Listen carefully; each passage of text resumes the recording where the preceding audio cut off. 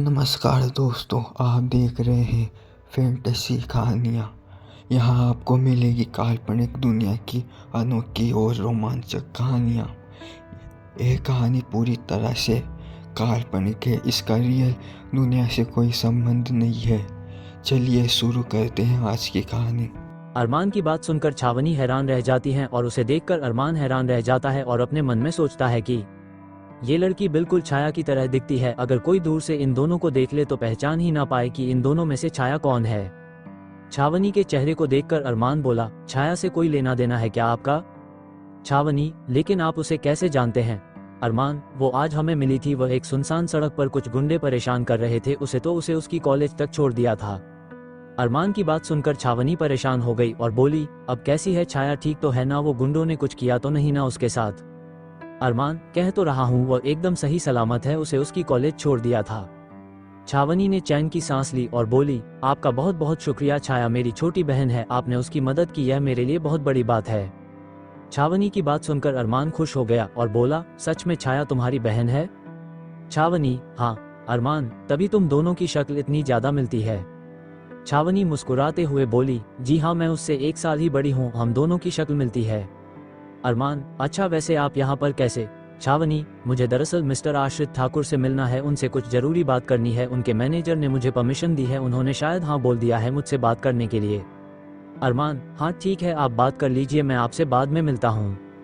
इतना कहकर अरमान वहाँ से जाने लगा। छावनी भी वहाँ से जाने लगे, लेकिन वह पीछे मुड़कर अरमान को देखने लगे तो अरमान भी पीछे मुड़कर छावनी को देखने लगा। अचानक से उन दोनों की नज़रें आपस में मिल गई और दोनों ही काफी अजीब महसूस करने लगे। अरमान ने झट से अपनी नज़रें हटा ली और सामने देखकर वहां से चला गया। वहीं छावनी का दिल जोरों से धड़क रहा था। ये किस तरह से उसकी नज़रें मिली थी और उसके दिल में ये कैसे अजीब भावनाएं उमड़ रही थी। छावनी अपने ख्यालों से बाहर आई और मैनेजर के साथ वहां से चली गई। छावनी और मैनेजर आश्रित के केबिन के पास आए। मैनेजर ने दरवाजे को खोल और छावनी को अंदर जाने के लिए कहा। छावनी जल्दी से अंदर आ गई और आश्रित के टेबल के सामने खड़ी हो गई। आश्रित अपने लैपटॉप पर काम कर रहा था, इसलिए उसका चेहरा दिखाई नहीं दे रहा था। मैनेजर के अंदर आया और बोला, सर यह है मिस छावनी, जो आपसे बस्ती की जमीन से जुड़ी कोई बात करना चाहती है। मैनेजर की आवाज सुनते ही आश्रित ने अपनी खतरनाक निगाहों से सामने खड़ी लड़की की तरफ देखा, जो बिल्कुल निडरता से और साहस के साथ आश्रित के सामने देख रही थी। दोनों की नजरें आपस में मिली हुई थी। दोनों एक टक बिना पलके झपकाए एक दूसरे को देख रहे थे। उनकी आंखें आपस में बात कर रही थी। दोनों की आंखों में जुनून और शिद्दत साफ दिखाई दे रही थी, लेकिन ये जुनून और शिद्दत कुछ अलग थी। आश्रित बोला, हम तो क्या बात करनी है तुम्हें बस्ती की जमीन के बारे में? आश्रित की बात सुनकर छावनी बोली, मैं आपसे रिक्वेस्ट करना चाहती हूँ कि आप उस बस्ती की जमीन का पीछा छोड़ दीजिए। वह जमीन बस्ती वालों की है, उनके लिए बहुत जरूरी है। वहाँ पर वह सब लोग मिलकर एक मंदिर बनाना चाहते हैं, इसके अलावा एक शौचालय बनाना चाहते हैं ताकि बस्ती वालों का थोड़ा भला हो जाए। लेकिन आप अपना मॉल बनाने के लिए जबरदस्ती जमीन को उनसे छीन रहे हैं, जो कि गलत है। छावनी के बोलने के तरीके और उसकी निडरता को देखकर आश्रित को गुस्सा तो बहुत आ रहा था, लेकिन वह बोला, फ्री में नहीं ले रहा हूँ, वह जमीन करोड़ों की कीमत चुका रहा हूँ, फिर जाकर वह जमीन उनसे ले रहा हूँ। और वैसे भी तुम कौन होती हो ये सब बोलने वाली? वह जमीन बस्ती वालों की है ना कि तुम्हारी? आश्रित बात सुनकर छावनी बोली, जी मैं नगर पालिका में काम करती हूँ, इसके अलावा लोगों की भलाई करना भी मेरा काम है, तो कृपा करके आप उस जमीन को छोड़ दीजिए। आप जैसे अमीर आदमी के लिए जमीन ढूंढना कोई मुश्किल काम नहीं है। इतना बड़ा दिल्ली शहर है, आप कहीं पर भी जमीन ढूंढकर मॉल बना सकते हैं। कृपा करके उन गरीब बस्ती वालों को छोड़ दीजिए, उनकी जमीन को उनके हवाले कर दीजिए।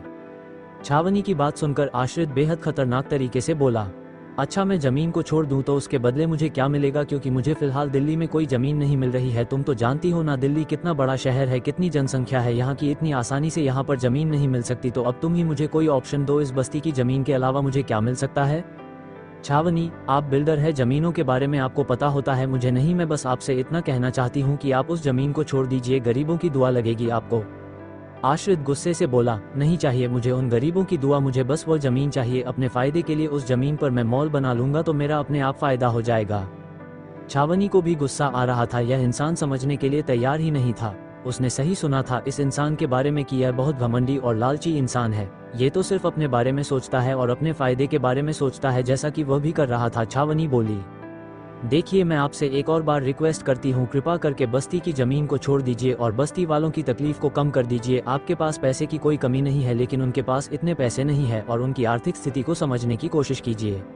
आश्रित गुस्से से बोला, तुम अपने काम से मतलब रखो, बीच में पंचायती करने की कोई जरूरत नहीं है। तुम उनकी राजदूत हो जो उनकी तरफ से यहाँ बोलने आए हो। ध्यान रखना, मुझसे ज्यादा जुबान लड़ाई ना तो ऐसी गायब हो जाओगी कि फिर कभी किसी को नजर नहीं आओगी। मेरा सिर्फ नाम ही खतरनाक नहीं है, मैं इंसान भी बहुत बुरा हूँ। ध्यान रखना, अगर मेरी नजरों में चुभने लगी ना तो इस दुनिया से गायब होना पड़ेगा तुम्हें। आश्रित की बात सुनकर छावनी हैरान रह गई और गुस्से से बोली, कितने बदतमीज इंसान हैं आप, एक लड़की से किस तरह से बात कर रहे हैं? कौन ऐसी लड़की होगी जो आपसे प्यार करने की गलती करेगी? मुझे नहीं लगता कि कभी किसी लड़की को आप जैसे बदतमीज इंसान से प्यार होगा जो लड़कियों से बात तक नहीं करना जानता। ऐसा क्या गलत कह दिया मैंने आपको? इतने अमीर हो, इतने पैसे हैं, कोई कमी नहीं है आपके पास, लेकिन फिर भी गरीबों की जमीन छीन रहे हैं। थोड़ा तो सोचना चाहिए आपको।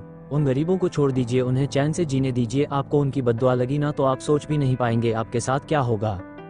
छावनी की बात सुनकर आश्रित को बहुत ज्यादा गुस्सा आया। वो अपनी जगह से खड़ा हुआ, उसने टेबल पर जोर से अपना हाथ मारा तो छावनी डर गई और पीछे हटने लगी। तभी आश्रित जोर से बोला, अब क्यों डर रही हो? अब क्यों पीछे हट रही हो? ऐसे तो बहुत जुबान चलती है तुम्हारी।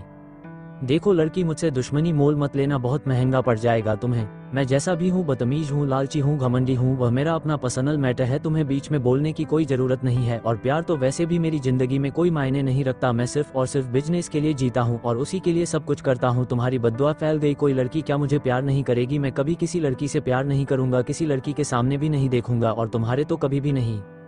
छावनी को डर तो बहुत लग रहा था उस इंसान से, लेकिन वह फिर भी हिम्मत करते हुए बोली, ये तो आपको वक्त बताएगा कि आप कितने मजबूर होते हैं अपने इस पत्थर दिल के आगे। जब किसी से प्यार होगा और सामने वाले को जब आपसे प्यार नहीं होगा, तब आप तड़पोगे। तब आपको पता चलेगा कि प्यार जिंदगी में कितना जरूरी है, और तब आपको एहसास होगा कि मैंने सही कहा था, प्यार आपके लिए भी बहुत जरूरी है। और एक दिन आपको सच्चा प्यार होगा और आपका प्यार आपको एक्सेप्ट नहीं करेगा। तब आपको मेरी याद आएगी और तब आप खुद मुझे कहेंगे कि तुमने सही कहा था कि कोई लड़की मुझसे प्यार नहीं कर सकती।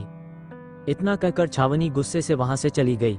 छावनी के जाते ही आश्रित को बहुत गुस्सा आया। उसने टेबल के सारे सामान को जमीन पर गिरा दिया और अपने केबिन के अंदर तोड़फोड़ करने लगा। आश्रित को इसी बात पर गुस्सा आ रहा था कि एक लड़की उसके सामने इतना कैसे बोल सकती है, उससे इतनी जुबान कैसे लड़ा सकती है। आश्रित को बहुत गुस्सा आ रहा था और वो उस लड़की से बदला लेना चाहता था, क्योंकि आज तक किसी की इतनी हिम्मत नहीं हुई थी कि वह आश्रित ठाकुर के सामने इतना बोल सके। आश्रित के केबिन से आती आवाज को सुनकर उसका मैनेजर जल्दी से कमरे के केबिन के अंदर आया तो उसने केबिन की हालत देखी और वह डर गया। वह आश्रित को शांत करने के लिए आगे बढ़ने लगा तो आज से गुस्से से बोला, कौन थी यह लड़की? इसके बारे में सारी इन्फॉर्मेशन मुझे अभी की अभी लाकर दो, मैं इस लड़की को छोड़ूंगा नहीं। उसकी हिम्मत कैसे हुई आश्रित ठाकुर के सामने जुबान चलाने की? समझती क्या है लड़की खुद को? जाओ जल्दी और उसकी सारी इन्फॉर्मेशन मुझे लाकर दो। आश्रित की बात सुनकर मैनेजर तुरंत वहां से चला गया। आश्रित को बहुत गुस्सा आ रहा था, वह शांत नहीं हो पा रहा था।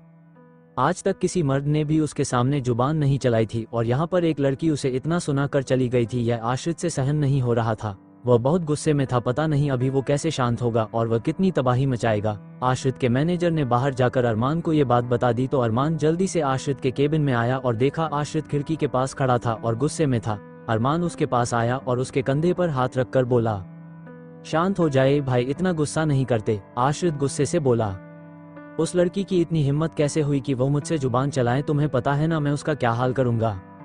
अरमान, नहीं भाई, हम बिजनेस के लिए जीते हैं, लेकिन हमने कभी किसी के साथ बुरा नहीं किया और ये तो एक लड़की है, हम उसके साथ कुछ गलत नहीं कर सकते। आश्रित, मैं करूंगा, मेरे अंदर इतनी अच्छाई नहीं है कि कोई मेरे बारे में बुरा बोले और मैं चुपचाप सुनता रहूं। उस लड़की को सबक तो सिखाना ही पड़ेगा, वरना ये बस्ती वाली लड़की और ज्यादा जुबान चलाने लगेगी। अब तुम देखो मैं क्या करता हूँ उसके साथ। आश्रित की बात सुनकर अरमान को डर लग रहा था, उसे छावनी की चिंता हो रही थी, पता नहीं आश्रित उसके साथ क्या करेगा। अरमान की पता नहीं क्यों पर छावनी की बहुत चिंता हो रही थी। वो परेशान होकर बोला, भाई आप ऐसा कुछ मत करना, छावनी छाया की बड़ी बहन है, वही छाया जिसे हम आज सुबह मिले थे, जिसकी हमने मदद की थी। अरमान की बात सुनकर आश्रित एक पल के लिए शांत हो गया और उसके सामने छाया का वही खूबसूरत और मासूम सा चेहरा घूमने लगा जो घबराया हुआ था, जो अरमान के सामने हाथ जोड़ रही थी और उससे मदद मांग रही थी। छाया का चेहरा सामने आते ही आश्रित का गुस्सा कम होने लगा, अब उसके दिमाग में सिर्फ छाया चल रही थी। छाया का नाम सुनते ही आश्रित सन की अंदाज में बोला, क्या उस लड़की का नाम छाया है? अरमान, हाँ भाई उसका नाम छाया है और वह छावनी की छोटी बहन है, प्लीज आप उसके साथ ऐसा कुछ भी मत कीजिए। आपने देखा ही है ना कि वह छाया कितनी मासूम और भोली लड़की है और मुझे छावनी से पता चला कि उन दोनों के माँ बाप भी नहीं है, दोनों बहनें अकेली रहती हैं, ऐसे में हमें उनके साथ कुछ भी गलत नहीं करना चाहिए। आश्रित के दिमाग में सिर्फ और सिर्फ छाया घूम रही थी, उसे बार बार उसका मासूम चेहरा याद आ रहा था और वह उसके लिए पिघल भी रहा था, लेकिन अचानक से उसने अपने ख्यालों को दबा दिया और गुस्से से बोला, भले ही छाया हो या कोई और भी हो, लेकिन इस छावनी को तो सबक मैं जरूर सिखाऊंगा। तुम्हें पता है ना, किसी की आज तक इतनी हिम्मत नहीं हुई कि मेरे सामने बोल सके, लेकिन इस कल की आई लड़की ने कितनी जुबान खोली है मेरे सामने। पता नहीं अपने आप को क्या समझती है, दूसरों के ठेके ले रखे हैं इसने, जो लोगों की भलाई करने का झंडा आसमान में उड़ा रही है, इसे तो सबक सिखाना ही पड़ेगा। अरमान परेशान हो रहा था, पता नहीं क्यों वह छावनी को इतना जानता भी नहीं है, लेकिन उसे उसकी चिंता हो रही थी। भले वो लड़की बोलने में काफी स्ट्रांग हो, लेकिन लड़की बहुत अच्छी थी, उसके दिल में कोई पाप नहीं था और ऐसी लड़की के साथ बुरा भी नहीं होना चाहिए। ऊपर से वह छाया जैसी मासूम और भोली लड़की की बहन है, तो उसके साथ तो बिल्कुल भी बुरा नहीं होना चाहिए। लेकिन अब उसके सनकी और गुस्सैल बड़े भाई को कौन समझाए, क्योंकि वह तो अपनी जिद पर उतर आया है और छावनी को सबक सिखाना चाहता है। अरमान कुछ सोचने लगा और उसके दिमाग में एक आइडिया आया। वह आश्रित से बोला, ठीक है भाई, लेकिन आप एक बार फिर से सोच लेना कि वह एक लड़की है और लड़की के साथ किस तरह से पेश आना चाहिए। आश्रित, तुम मुझे मत सिखाओ कि मुझे किस तरह से पेश आना है, और वह भी किसके साथ। मैं सब कुछ हैंडल कर लूंगा। अरमान ने हाँ कह दिया और वहां से चला गया। दोपहर के 3 बजे के आसपास छाया का कॉलेज छूट गया और वह अपने कॉलेज से बाहर निकलकर ऑटो का वेट करने लगी। उसके चेहरे पर भी चिंता साफ दिख रही थी। उसने आज कॉलेज में बैठकर भी आश्रित ठाकुर के बारे में बहुत सी चीज सर्च की थी गूगल पर। तब उसे पता चला था कि वह इंसान सच में बहुत खतरनाक है। वह बिजनेस वर्ल्ड में भी अपने आगे किसी को नहीं टिकने देता, तो छावनी जैसी आम लड़की के साथ तो वह न जाने क्या करेगा। लेकिन छाया को यकीन था कि वह अपनी बहन को जरूर समझा देगी। छाया चुपचाप खड़ी होकर कुछ सोच रही थी, तभी उसके सामने एक गाड़ी आकर रुकी। छाया उस गाड़ी को हैरानी से देख रही थी। तभी अरमान गाड़ी से बाहर निकला और बोला, छाया मुझे तुमसे जरूरी बात करनी है, क्या तुम्हारे पास टाइम है? छाया हैरानी से बोली, क्या हुआ, आप इतने परेशान क्यों दिख रहे हैं?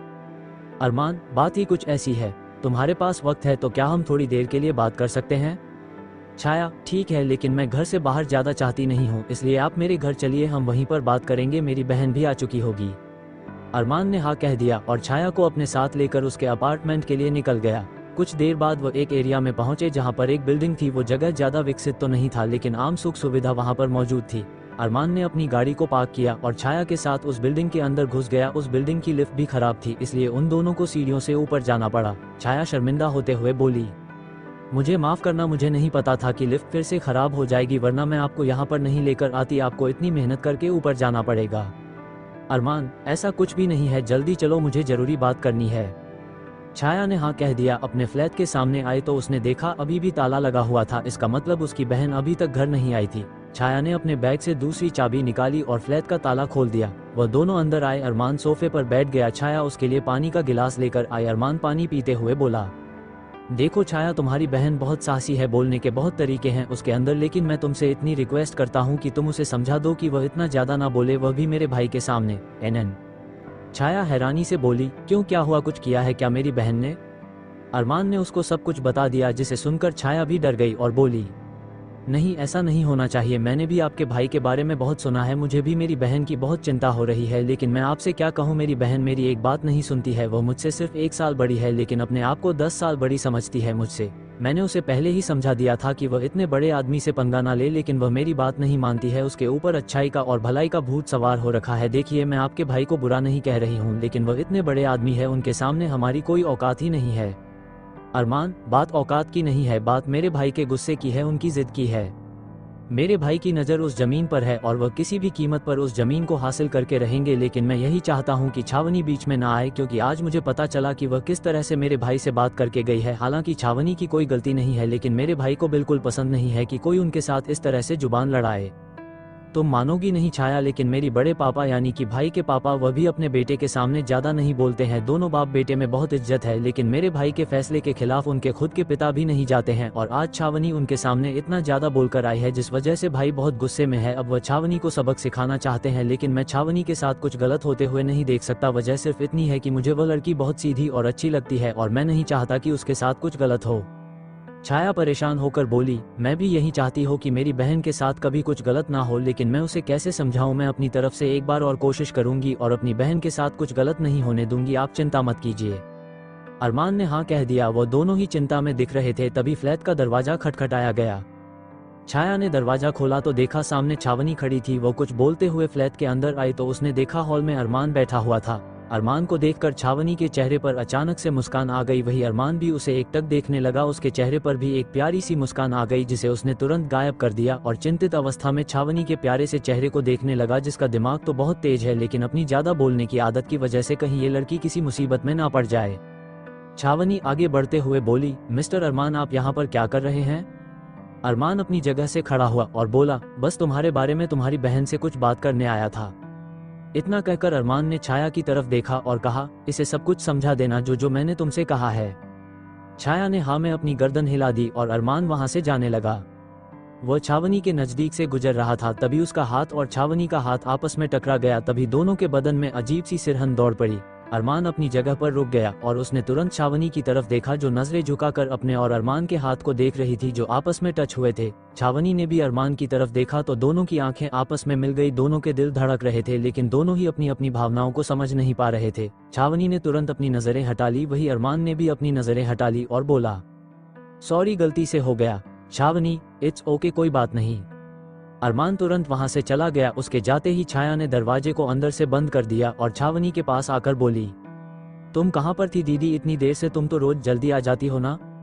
छावनी सोफे पर बैठते हुए बोली, बस कोई जरूरी काम था इसलिए आने में देरी हो गई। छाया, सच बताओ ना कि तुम आश्रित ठाकुर से मिलने गई थी। दीदी मैंने तुमसे मना किया है ना उस इंसान से मिलने के लिए, उससे बात करने के लिए, और उसके छोटे भाई भी यहाँ पर इसीलिए आए थे ताकि तुम आश्रित ठाकुर से ना मिलो, उनसे पंगा ना लो। छावनी हैरानी से बोली, क्या कह रही है तू छाया? मुझे कुछ समझ नहीं आ रहा।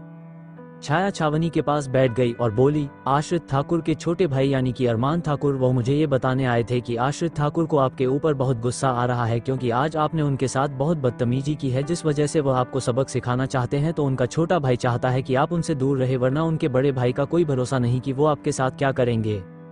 छाया की बात सुनकर छावनी बोली, मैं डरती नहीं हूँ, उस ठाकुर से समझता क्या है, वो खुद को होगा, उसके पास बहुत पैसा, बहुत रुतबा, बहुत दौलत, लेकिन इंसानियत नाम की चीज नहीं है उसके अंदर, और ना वह औरतों की इज्जत करना जानता है। जो इंसान औरत की ही इज्जत नहीं करता, कल को उसे कौन सी औरत प्यार करेगी? छाया, उन्हें कौन प्यार करेगा कौन नहीं करेगा उससे हमें कोई मतलब नहीं है दीदी, वो अपना जाने हम अपना जाने। मैं तुमसे बस इतना कहना चाहती हूँ कि तुम इन सब झमेले में मत पड़ो, चुपचाप अपनी जॉब पर और MBA की पढ़ाई पर ध्यान दो। तुम मुझसे सिर्फ 1 साल ही बड़ी हो तो मैं भी तुम्हें सिखा सकती हूँ। छाया के गुस्से को देखकर छावनी ने उसे सीने से लगा लिया और उसके माथे को चूमते हुए बोली, हाँ मेरी माँ, तू मुझसे सिर्फ 1 साल ही छोटी है, मेरी अम्मा है तू। इन सब बातों को छोड़ दे, मैं भी आश्रित ठाकुर के बारे में नहीं सोच रही हूँ और तू भी उन्हें भूल जा, और वादा करती हूँ कि अब उसके मामले में नहीं बोलूंगी। छावनी की बात सुनकर छाया खुश होकर बोली, सच कह रही हो ना तुम? छावनी और से, हाँ मेरी बहन सच कह रही हूँ। छावनी की बात सुनकर छाया खुश हो गई, अब जाकर उसे शांति और सुकून मिला था। रात के 12 बजे ठाकुर विला अरमान अपने बेड पर लेटा हुआ था और अपनी खुली आंखों से अपने कमरे की छत को देख रहा था। उसके चेहरे पर एक अलग ही मुस्कान थी जो पहली बार थी। उसका दिल अभी भी शांत नहीं हुआ था, वह अभी भी धड़क रहा था। अरमान ने अपनी आंखें बंद की तो उसके सामने छावनी का चेहरा घूमने लगा। अरमान ने झट से अपनी आंखें खोल दी और बोला, ये सब क्या सोच रहा हूँ मैं, पता नहीं क्या क्या ख्याल आ रहे हैं मेरे दिमाग में आज। ये गलत है, मुझे अपने बिजनेस पर ध्यान देना है, बस इसके अलावा कुछ नहीं। वहीं दूसरी तरफ ठाकुर विला की छत पर आश्रित ठाकुर एक हाथ से पुश अप्स कर रहा था और उसके चेहरे पर हद से ज्यादा जुनून और दीवानापन नजर आ रहा था। उसके दिमाग में बार बार छाया का चेहरा घूम रहा था कि किस तरह वो उसके बगल में बैठी थी मगर एक बार भी उसके सामने नहीं देख रही थी और मासूम सी छोटी सी बच्ची की तरह थी वो। अगले दिन सुबह के 10 बजे के आसपास छाया अपने कॉलेज पहुंच गई थी और पढ़ाई कर रही थी। उसका एक लेक्चर खत्म हुआ, उसके बाद वो कॉलेज के कैंटीन में जाकर बैठ गई और अपने लिए एक कॉफी ले ली। वह आराम से कॉफी पी रही थी, साथ में अपनी एक बुक को रीड कर रही थी।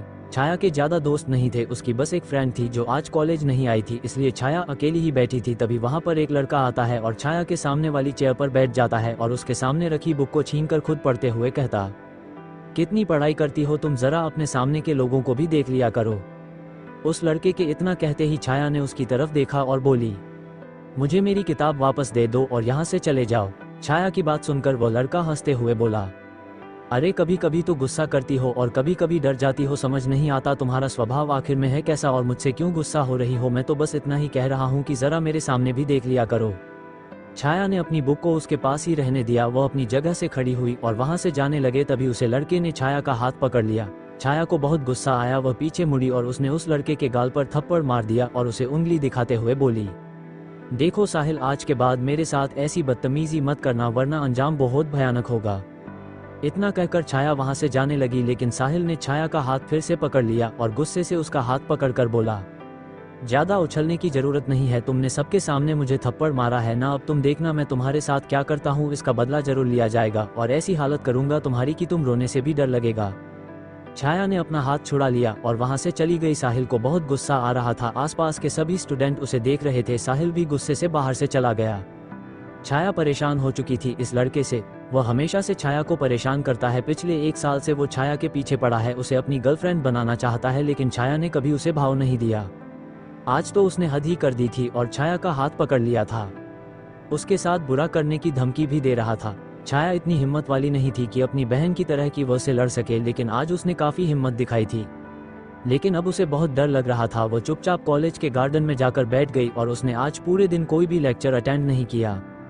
दोपहर के 3 बजे के आसपास उसकी कॉलेज छूट गई और वह अपने घर के लिए निकल गई।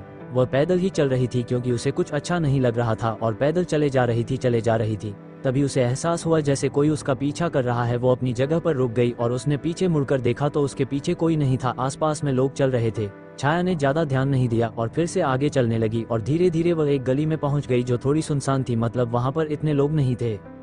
छाया आगे बढ़ रही थी और उसके पीछे अभी भी कोई चल रहा था। छाया को अब डर लगने लगा था। उसने झट से पीछे मुड़कर देखा तो साहिल उसके पीछे खड़ा डरावने तरीके से मुस्कुरा रहा था। साहिल को देखकर छाया डर गई और वहां से भागने लगी। साहिल भी उसके पीछे पीछे भागने लगा। छाया भागते हुए इतना दूर पहुंच गई कि वह सुनसान सड़क पर पहुंच गई जहां पर सिर्फ बड़ी बड़ी गाड़ियां ही चल रही थी, वहां पर लोग नहीं थे। छाया आगे भाग रही थी और साहिल उसके पीछे भाग रहा था। अब छाया से भागा नहीं जा रहा था और वह सड़क किनारे एक पेड़ के पास जाकर रुक गई और तेज तेज सांस लेने लगे। तभी साहिल उसके पास आ गया और डरावने तरीके से हंसते हुए बोला, अब कहाँ बचकर जाओगी तुम? साहिल को देखकर छाया डरने लगी और बोली, प्लीज मेरा पीछा छोड़ दो। ये सब क्यों कर रहे हो तुम? मैंने तुमसे साफ कह दिया कि मुझे तुमसे कोई मतलब नहीं है, तो तुम क्यों मेरे पीछे पड़े हो? साहिल छाया की तरफ बढ़ने लगा और बोला, तुम्हारी हिम्मत कैसे हुई सबके सामने मुझे थप्पड़ मारने की? समझती क्या हो तुम खुद को? इतनी भी खूबसूरत नहीं हो कि अपने आप को हीरोइन समझने लग जाओ। छाया गुस्से से बोली, अगर ऐसा ही है तो चले जाओ ना यहाँ से, और मैंने तुम्हें थप्पड़ मारी उसके लिए सॉरी, लेकिन प्लीज अब मेरा पीछा छोड़ दो। साहिल, इतनी आसानी से कैसे पीछा छोड़ दूं? जरा थप्पड़ का बदला तो ले लूं। छाया डरने लगी और साहिल जैसे ही उसको छूने लगा तभी किसी ने उसे बुरी तरह से लात मारी और साहिल अपने आप को संभाल नहीं पाया और जमीन पर गिर गया। छाया हैरानी से उसे देखने लगी। फिर उसने सामने देखा तो उसके सामने आश्रित ठाकुर खड़ा था जो गुस्से से जमीन पर पड़े साहिल को देख रहा था। न जाने क्यों आश्रित को देखकर छाया भावुक हो गई और भागते हुए उसके पास आई और झट से उसके सीने से लग गई। अचानक से छाया का यूं उसके गले लगना आश्रित हैरान रह गया। उसका दिल जोरों से धड़कने लगा। उसके हाथ भी छाया को अपनी बाहों में भरने के लिए आगे बढ़ने लगे, लेकिन उसने अपने हाथ हवा में ही रोक लिए। छाया उसके सीने से लगी हुई थी और बहुत घबरा रही थी। उसका बदन कांप रहा था। वहीं जमीन पर पड़ा साहिल गुस्से से आश्रित को देख रहा था और आश्रित उसे हद से ज्यादा गुस्से से देख रहा था। साहिल खड़ा हुआ और गुस्से से आश्रित की तरफ बढ़ने लगा। तभी आश्रित ने छाया को खुद से दूर किया और साहिल को बुरी तरह से मारने लगा। साहिल तो आश्रित के सामने टिक भी नहीं पा रहा था। आश्रित उसे बहुत बुरी तरह से मार रहा था। मार मार कर उसने साहिल के मुंह से खून निकाल दिया था। ये सब देखकर छाया बहुत डर रही थी। वह पेड़ के पीछे जाकर सिमट कर खड़ी हो गई। उसे बहुत डर लग रहा था। साहिल अब घायल होकर जमीन पर गिर गया था और आश्रित उसके पास आया और उसे लात मारकर गुस्से से बोला, हिम्मत कैसे हुई उसके ना कहने के बावजूद उसे छूने की कोशिश करने की भी? एक लड़की के ना का मतलब ना ही होता है। साहिल के शरीर से जगह जगह से खून बह रहा था। अब वो हिल भी नहीं पा रहा था। आश्रित ने अपने हाथ झटके और पीछे मुड़कर देखा तो छाया वहां नहीं थी। वो हैरान रह गया और इधर उधर देखने लगा। तभी उसे एक पेड़ के पीछे छिपकर खड़ी लड़की दिखाई दी। आश्रित ने गहरी सांस ली और उसकी तरफ बढ़ने लगा। छाया के करीब आकर आश्रित अपनी भारी आवाज में बोला, सुनो। ये सुनते ही छाया घबरा गई और डर के मारे वहां से भागने लगी। तभी आश्रित ने उसका हाथ पकड़ लिया और उसे अपनी तरफ खींच लिया। छाया सीधा उसके सीने से टकरा गई। आश्रित का दिल धक धक कर रहा था और उसने झटके से छाया को खुद से दूर किया और बोला, कहाँ जा रही हो? छाया हड़बड़ाते हुए बोली, मुझे घर जाना है। आश्रित बिना किसी भाव से बोला, जहाँ जा रही थी वो तो जंगल है। छाया, सॉरी। आश्रित ने उसे घूरा और उसका हाथ पकड़कर उसे अपनी गाड़ी की तरफ ले जाने लगा। उसने छाया को गाड़ी में बैठा दिया और खुद उसके बगल में बैठ गया और उनकी गाड़ी वहां से चली गई। छाया अभी भी डरी हुई थी और साहिल के बारे में सोच रही थी और आश्रित उसे अपनी काली गहरी निगाहों से घूर रहा था। पता नहीं कैसे, लेकिन वो वहां पर पहुंच गया और उसने छाया के साथ गलत होने से रोक दिया। आज सुबह से ही आश्रित को कुछ भी अच्छा नहीं लग रहा था और अब जाकर उसके दिल को सुकून मिला था। काफी देर तक आश्रित छाया को घूरता रहा। वहीं छाया साहिल के बारे में सोचती रही। तभी आश्रित सख्ती से बोला, ये क्या छोटी बच्ची की तरह डरी हुई हो? कुछ नहीं हुआ है तुम्हारे साथ, तुम एकदम सही सलामत हो। आश्रित की बात सुनकर छाया बोली, हुआ नहीं है, लेकिन हो सकता था अगर आप वक्त से नहीं आते तो। आश्रित, हर बार मैं नहीं आऊंगा तो अब तुम्हें खुद को अपनी लड़ाई लड़नी होगी। छाया खिड़की से बाहर देखने लगी और चुप हो गई। कुछ देर बाद आश्रित बोला, एड्रेस बोलो। छाया हैरानी से उसे देखने लगी तो आश्रित बोला, पूरे दिन मेरी गाड़ी में ही बैठी रहोगी क्या? छाया ने अपनी नजरें हटा ली और अपना एड्रेस बता दिया। कुछ देर बाद उनकी गाड़ी छाया के अपार्टमेंट के पास पहुंच गई। तभी आश्रित ड्राइवर से बोला, बस इससे आगे गाड़ी मत ले जाना, ये जगह मेरे लायक नहीं, मेरी शान के खिलाफ है यहाँ पर आना भी। आश्रित की बात सुनकर छाया को बुरा लगा और वो बोली, ऐसा क्यों? क्योंकि आप अमीर हो और यहाँ पर मिडिल क्लास लोग रहते हैं इसलिए? आश्रित घमंड से बोला, जाओ तुम्हारा घर आ गया है, ज्ञान अपने बस्ती वालों को देना, मुझे नहीं। छाया को बहुत बुरा लगा और वो गाड़ी से बाहर निकलकर अपनी बिल्डिंग के लिए निकल गई। उसके जाते ही आश्रित ने अपने ड्राइवर से कहा, जाओ इसके पीछे और जब तक ये सही सलामत अपने घर के अंदर ना पहुंच जाए तब तक उसका साथ मत छोड़ना। ड्राइवर तुरंत गाड़ी से बाहर निकल गया और चुपके से छाया के पीछे पीछे चलने लगा। आश्रित की आंखों में जुनून साफ नजर आ रहा था, पर अभी वो अपने दिल की नहीं बल्कि दिमाग की सुनना चाहता है, इसलिए वो छाया को अपने ऊपर हावी नहीं होने दे रहा। वहीं दूसरी तरफ एक बड़ी सी बिल्डिंग जिसके 5th फ्लोर के बड़े से केबिन में एक प्रौढ़ उम्र का आदमी अपनी चेयर पर बैठा हुआ था, जिसके चेहरे पर इस वक्त चिंता साफ दिख रही थी और उसके सामने एक लड़की बैठी हुई थी और वो बोली, असीम सर, मैं जानती हूँ आपको बुरा लगा होगा कि मैं आपके बेटे के खिलाफ बोल रही हूँ, लेकिन सच यही है कि आपके बेटे गरीबों की जमीन हड़प रहे, उनके साथ गलत कर रहे हैं। उनकी बेचारों की क्या गलती है, आप ही बताइए जो उनके साथ इतना गलत कर रहे हैं। मिस्टर आश्रित ठाकुर, आपके बारे में बहुत सुना है कि आपने हमेशा गरीबों के लिए काम किया है, उनकी मदद की है, तो बस यही उम्मीद लेकर आज आपके पास आए हूँ कि प्लीज अपने बेटे को रोक दीजिए, आपका बहुत बड़ा एहसान होगा हम सब पर। उस लड़की की बात सुनकर असीम को अपने बेटे पर बहुत गुस्सा आ रहा था। उसने नहीं सोचा था कि उसका अपना खून ये सब करेगा। जैसे असीम गरीबों की मदद करता है वैसा उसका बेटा नहीं है, वो तो गरीबों को कुछ समझता ही नहीं है, ऊपर से उनकी जमीन हड़प रहा है। असीम ने गुस्से से कहा, छावनी बेटा तुम चिंता मत करो, मेरे होते हुए आश्रित वो जमीन नहीं ले सकता, मैं उसे गरीबों को दुखी नहीं करने दूंगा, चाहे कुछ भी क्यों ना हो जाए। असीम की बात सुनकर छावनी के चेहरे पर मुस्कान आ गई और वो बोली, thank you so much uncle. इतना कहकर छावनी वहां से चली गई। असीम अपनी जगह से खड़ा हुआ और गुस्से से बोला, मेरे बेटे अब तुम्हारे सामने तुम्हारा बाप खड़ा है और अब मैं देखता हूँ ऐसी तुम कैसे ये गलत काम करते हो। आश्रित के बारे में जानकर असीम को बहुत गुस्सा आ रहा था। जैसा वह काम करता है वैसा उसका बेटा नहीं करता। उसके बेटे को तो हाई प्रोफाइल और हाई क्लास की फिक्र लगी रहती है, वह गरीब और नीची जाति के लोगों के बारे में बिल्कुल भी नहीं सोचता है और यह बहुत गलत है। असीम ने सोचा था कि जैसे वो भलाई के और दूसरों की मदद के लिए काम करता है वैसे उसका बेटा भी करेगा, लेकिन ऐसा कुछ भी नहीं हो रहा था। आश्रित सिर्फ और सिर्फ बिजनेस के बारे में सोचता रहता है और जैसा कि उसे छावनी से पता चला कि वो गरीबों की जमीन छीनना चाहता है, तब से असीम को बहुत चिंता हो रही थी अपने बेटे की, लेकिन उसके दिमाग में छावनी बस गई थी। कितनी समझदार और सुलझी हुई लड़की है और इतनी सी उम्र में वो लोगों की भलाई के लिए काम कर रही है और इतने बड़े आदमी से भी टक्कर ले रही है। सच में काफी हिम्मत वाली लड़की है वह। असीम तुरंत ठाकुर विला के लिए निकल गया। उसने दक्ष और श्रीति को ये बात बता दी। दक्ष भी काफी हैरान हुआ और बोला, ये तो गलत कर रहा है आश्रित, लेकिन असीम तुम्हें उस पर गुस्सा नहीं करना चाहिए, मेरी बात मानो, उसे हम प्यार से समझाएंगे। असीम, वह प्यार से नहीं समझेगा, प्यार का मतलब तक उसे पता नहीं है। श्रीति, ऐसा कुछ भी नहीं है, मेरा बेटा प्यार करना जानता है, आप उसके ऊपर गुस्सा नहीं करेंगे, मैं नहीं चाहती बाप बेटे के बीच में दरार आए। असीम, तुमसे ज्यादा प्यार करता हूँ मैं अपने बेटे से और हमेशा अच्छी सलाह ही देता हूँ, और वह बहुत गलत कर रहा है, गरीब लोगों की जमीन छीनकर वहाँ पर मॉल बनाना चाहता है जबकि कोई जरूरत ही नहीं है। दक्ष को भी चिंता हो रही थी, वह नहीं चाहता था कि घर में कुछ भी अशांति हो। असीम ने छावनी के बारे में भी श्रीति और दक्ष को बताया, जिसे सुनकर वह दोनों काफी खुश हुए। मतलब इस जमाने में भी ऐसी लड़की है जो दूसरों की भलाई सोच सकती है, ये काफी अच्छी बात थी। कुछ देर बाद दक्ष वहां से चला गया। असीम किसी गहरी सोच में था, तभी श्रीति उसके पास आई और बोली, क्या सोच रहे हैं आप? असीम, जब तक इंसान के ऊपर कोई जिम्मेदारी नहीं होती है ना, तब तक वो कुछ समझता नहीं है और गलत काम करता रहता है, लेकिन जैसे ही उसके ऊपर जिम्मेदारी आती है वो अपने आप सीधे रास्ते पर आ जाता है। ये चीज मैंने खुद ने अनुभव की है। श्रीति, आपके कहने का मतलब क्या है? असीम, आश्रित कुंवारा है, उसके ऊपर कोई खास जिम्मेदारी नहीं है सिर्फ बिजनेस के अलावा, तो मैं सोच रहा हूँ हम उसकी शादी करवा देते हैं। शादी होते ही पत्नी आ जाएगी, फिर बच्चे हो जाएंगे तो अपने आप वह जिम्मेदार बन जाएगा। श्रीति, इतनी जल्दी शादी की क्या जरूरत है? अभी तो वो 26 साल का है, जरूरी नहीं कि आपने 26 साल की उम्र में शादी की तो वह भी करें, और मुझे नहीं लगता वह मानेगा।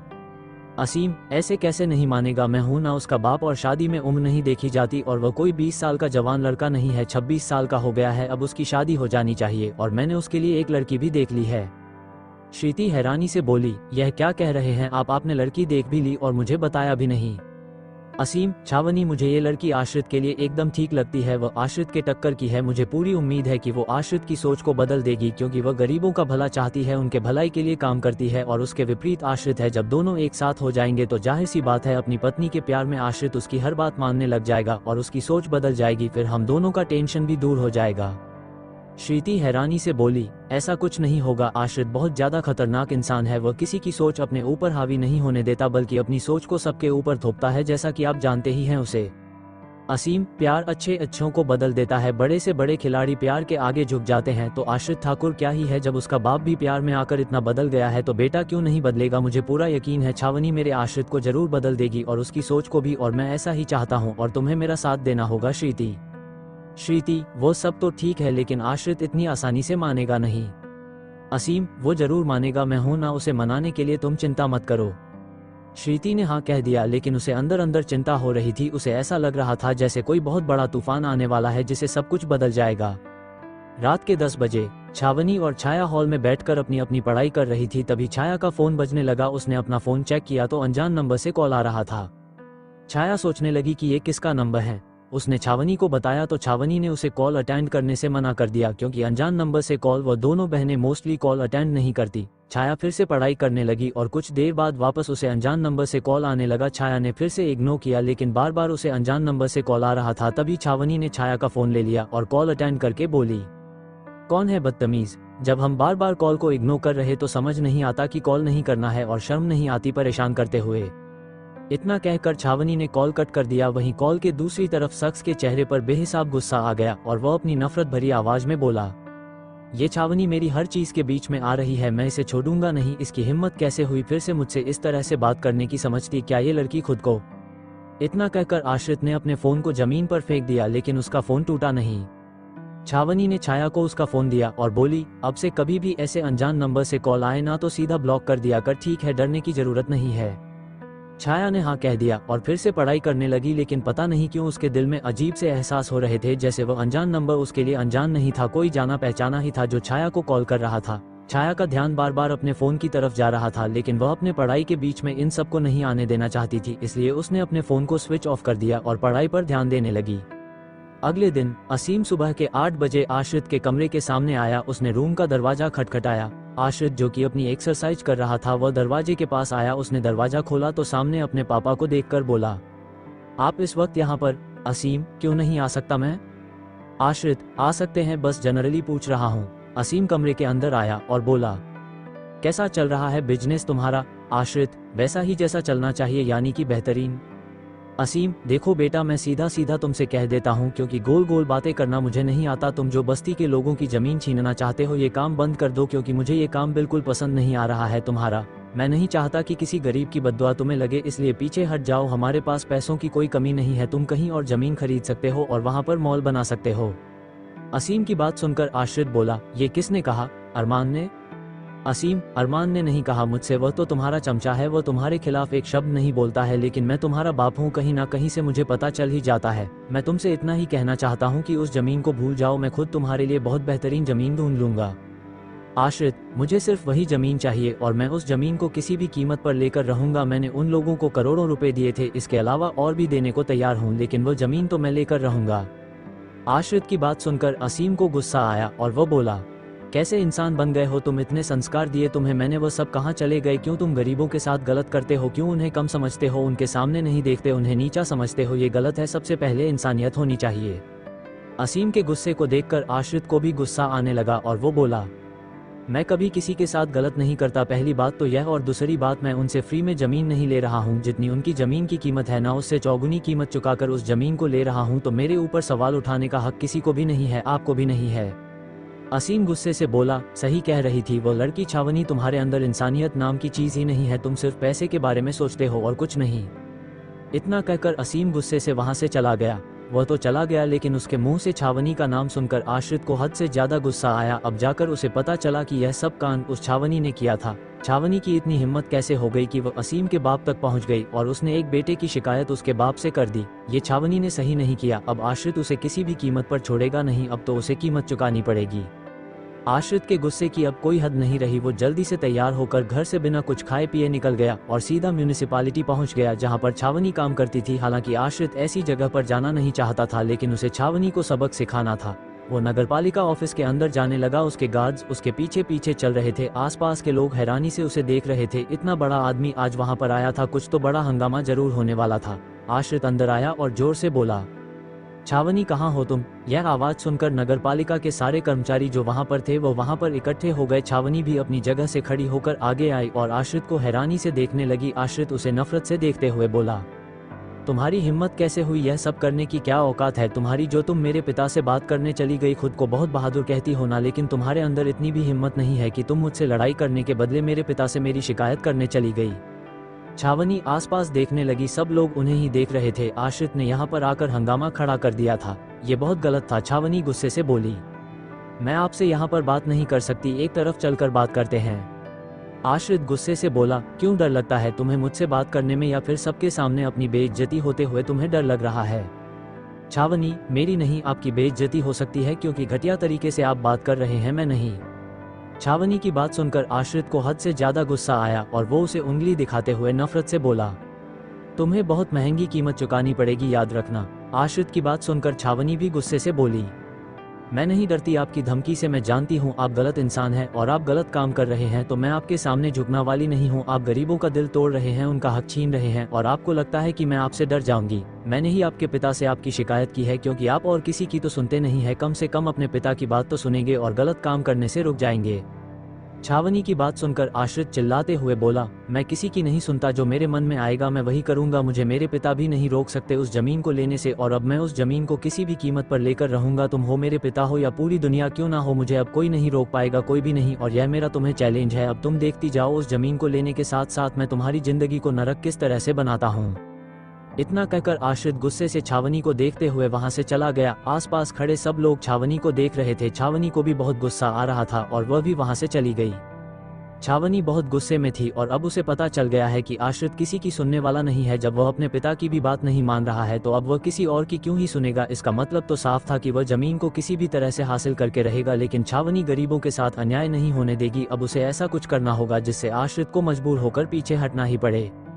छावनी दिल्ली शहर के बड़े से गार्डन में चुपचाप बैठी हुई थी और कुछ सोच रही थी कि किस तरह से वह आश्रित को झुका सकती है। वह अपने आसपास देख रही थी, वहां बहुत से लोग घूम रहे थे और एक बोर्ड लगा हुआ था जहां पर लिखा हुआ था पब्लिक पार्क। वह नाम पढ़कर छावनी के दिमाग में एक आइडिया आया और उसके चेहरे पर मुस्कान आ गई और वह बोली, हाँ अब ऐसा ही होगा। अब मुझे मिस्टर आश्रित ठाकुर के खिलाफ यही कदम उठाना होगा और अब उन्हें मजबूरी में उस जमीन से पीछे हटना ही होगा और हम सबके सामने झुकना ही होगा।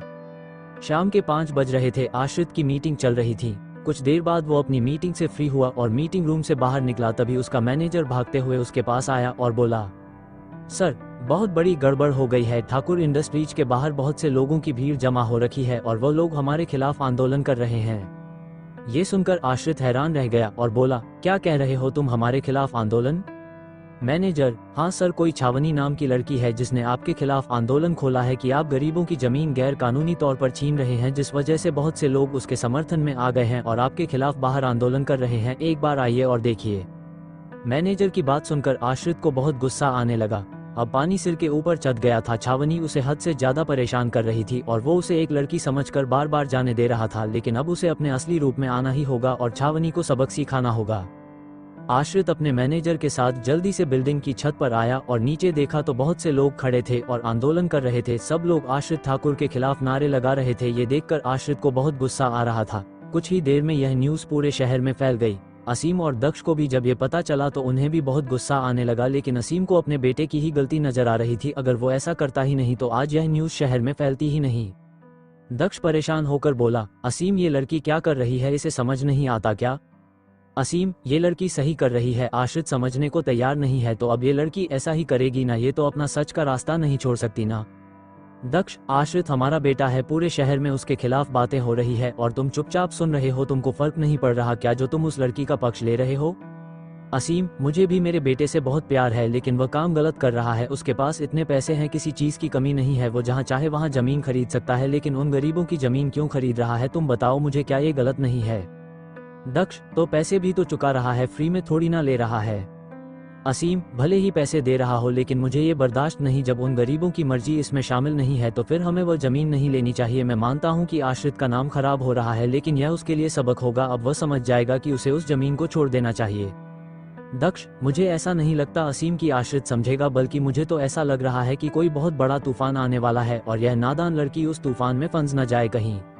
असीम, ऐसा कुछ नहीं होगा। मैं जानता हूँ आश्रित को, वह भले ही गुस्सा करता है लेकिन उसका दिल बहुत साफ है, वह कभी किसी लड़की के साथ गलत नहीं कर सकता।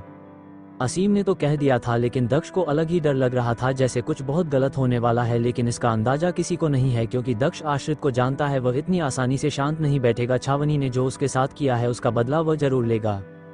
लेकिन असीम ये बात समझ नहीं पा रहा था। दक्ष को उस लड़की की और अपने आश्रित की चिंता हो रही थी। दक्ष ने सोचा कि उसे एक बार या लड़की से बात कर लेनी चाहिए। ये सोचकर दक्ष वहां से चला गया और सीधा बिल्डिंग के ग्राउंड फ्लोर पर पहुंच गया। उसने अपने एक आदमी को भेजा जो छावनी को अपने साथ लेकर आया। दक्ष कंपनी के पार्किंग एरिया में खड़ा था, तभी छावनी वहां पर आई और बोली, गुड इवनिंग सर। छावनी की आवाज सुनकर दक्ष उसकी तरफ मुड़ा और बोला, गुड इवनिंग बेटा, क्या नाम है तुम्हारा? छावनी, मेरा नाम छावनी है। दक्ष, छावनी बेटा ये सब क्यों कर रही हो तुम, जबकि तुम्हें पता है कि तुम्हारे ऐसा करने से आश्रित की इमेज पर गलत असर पड़ रहा है।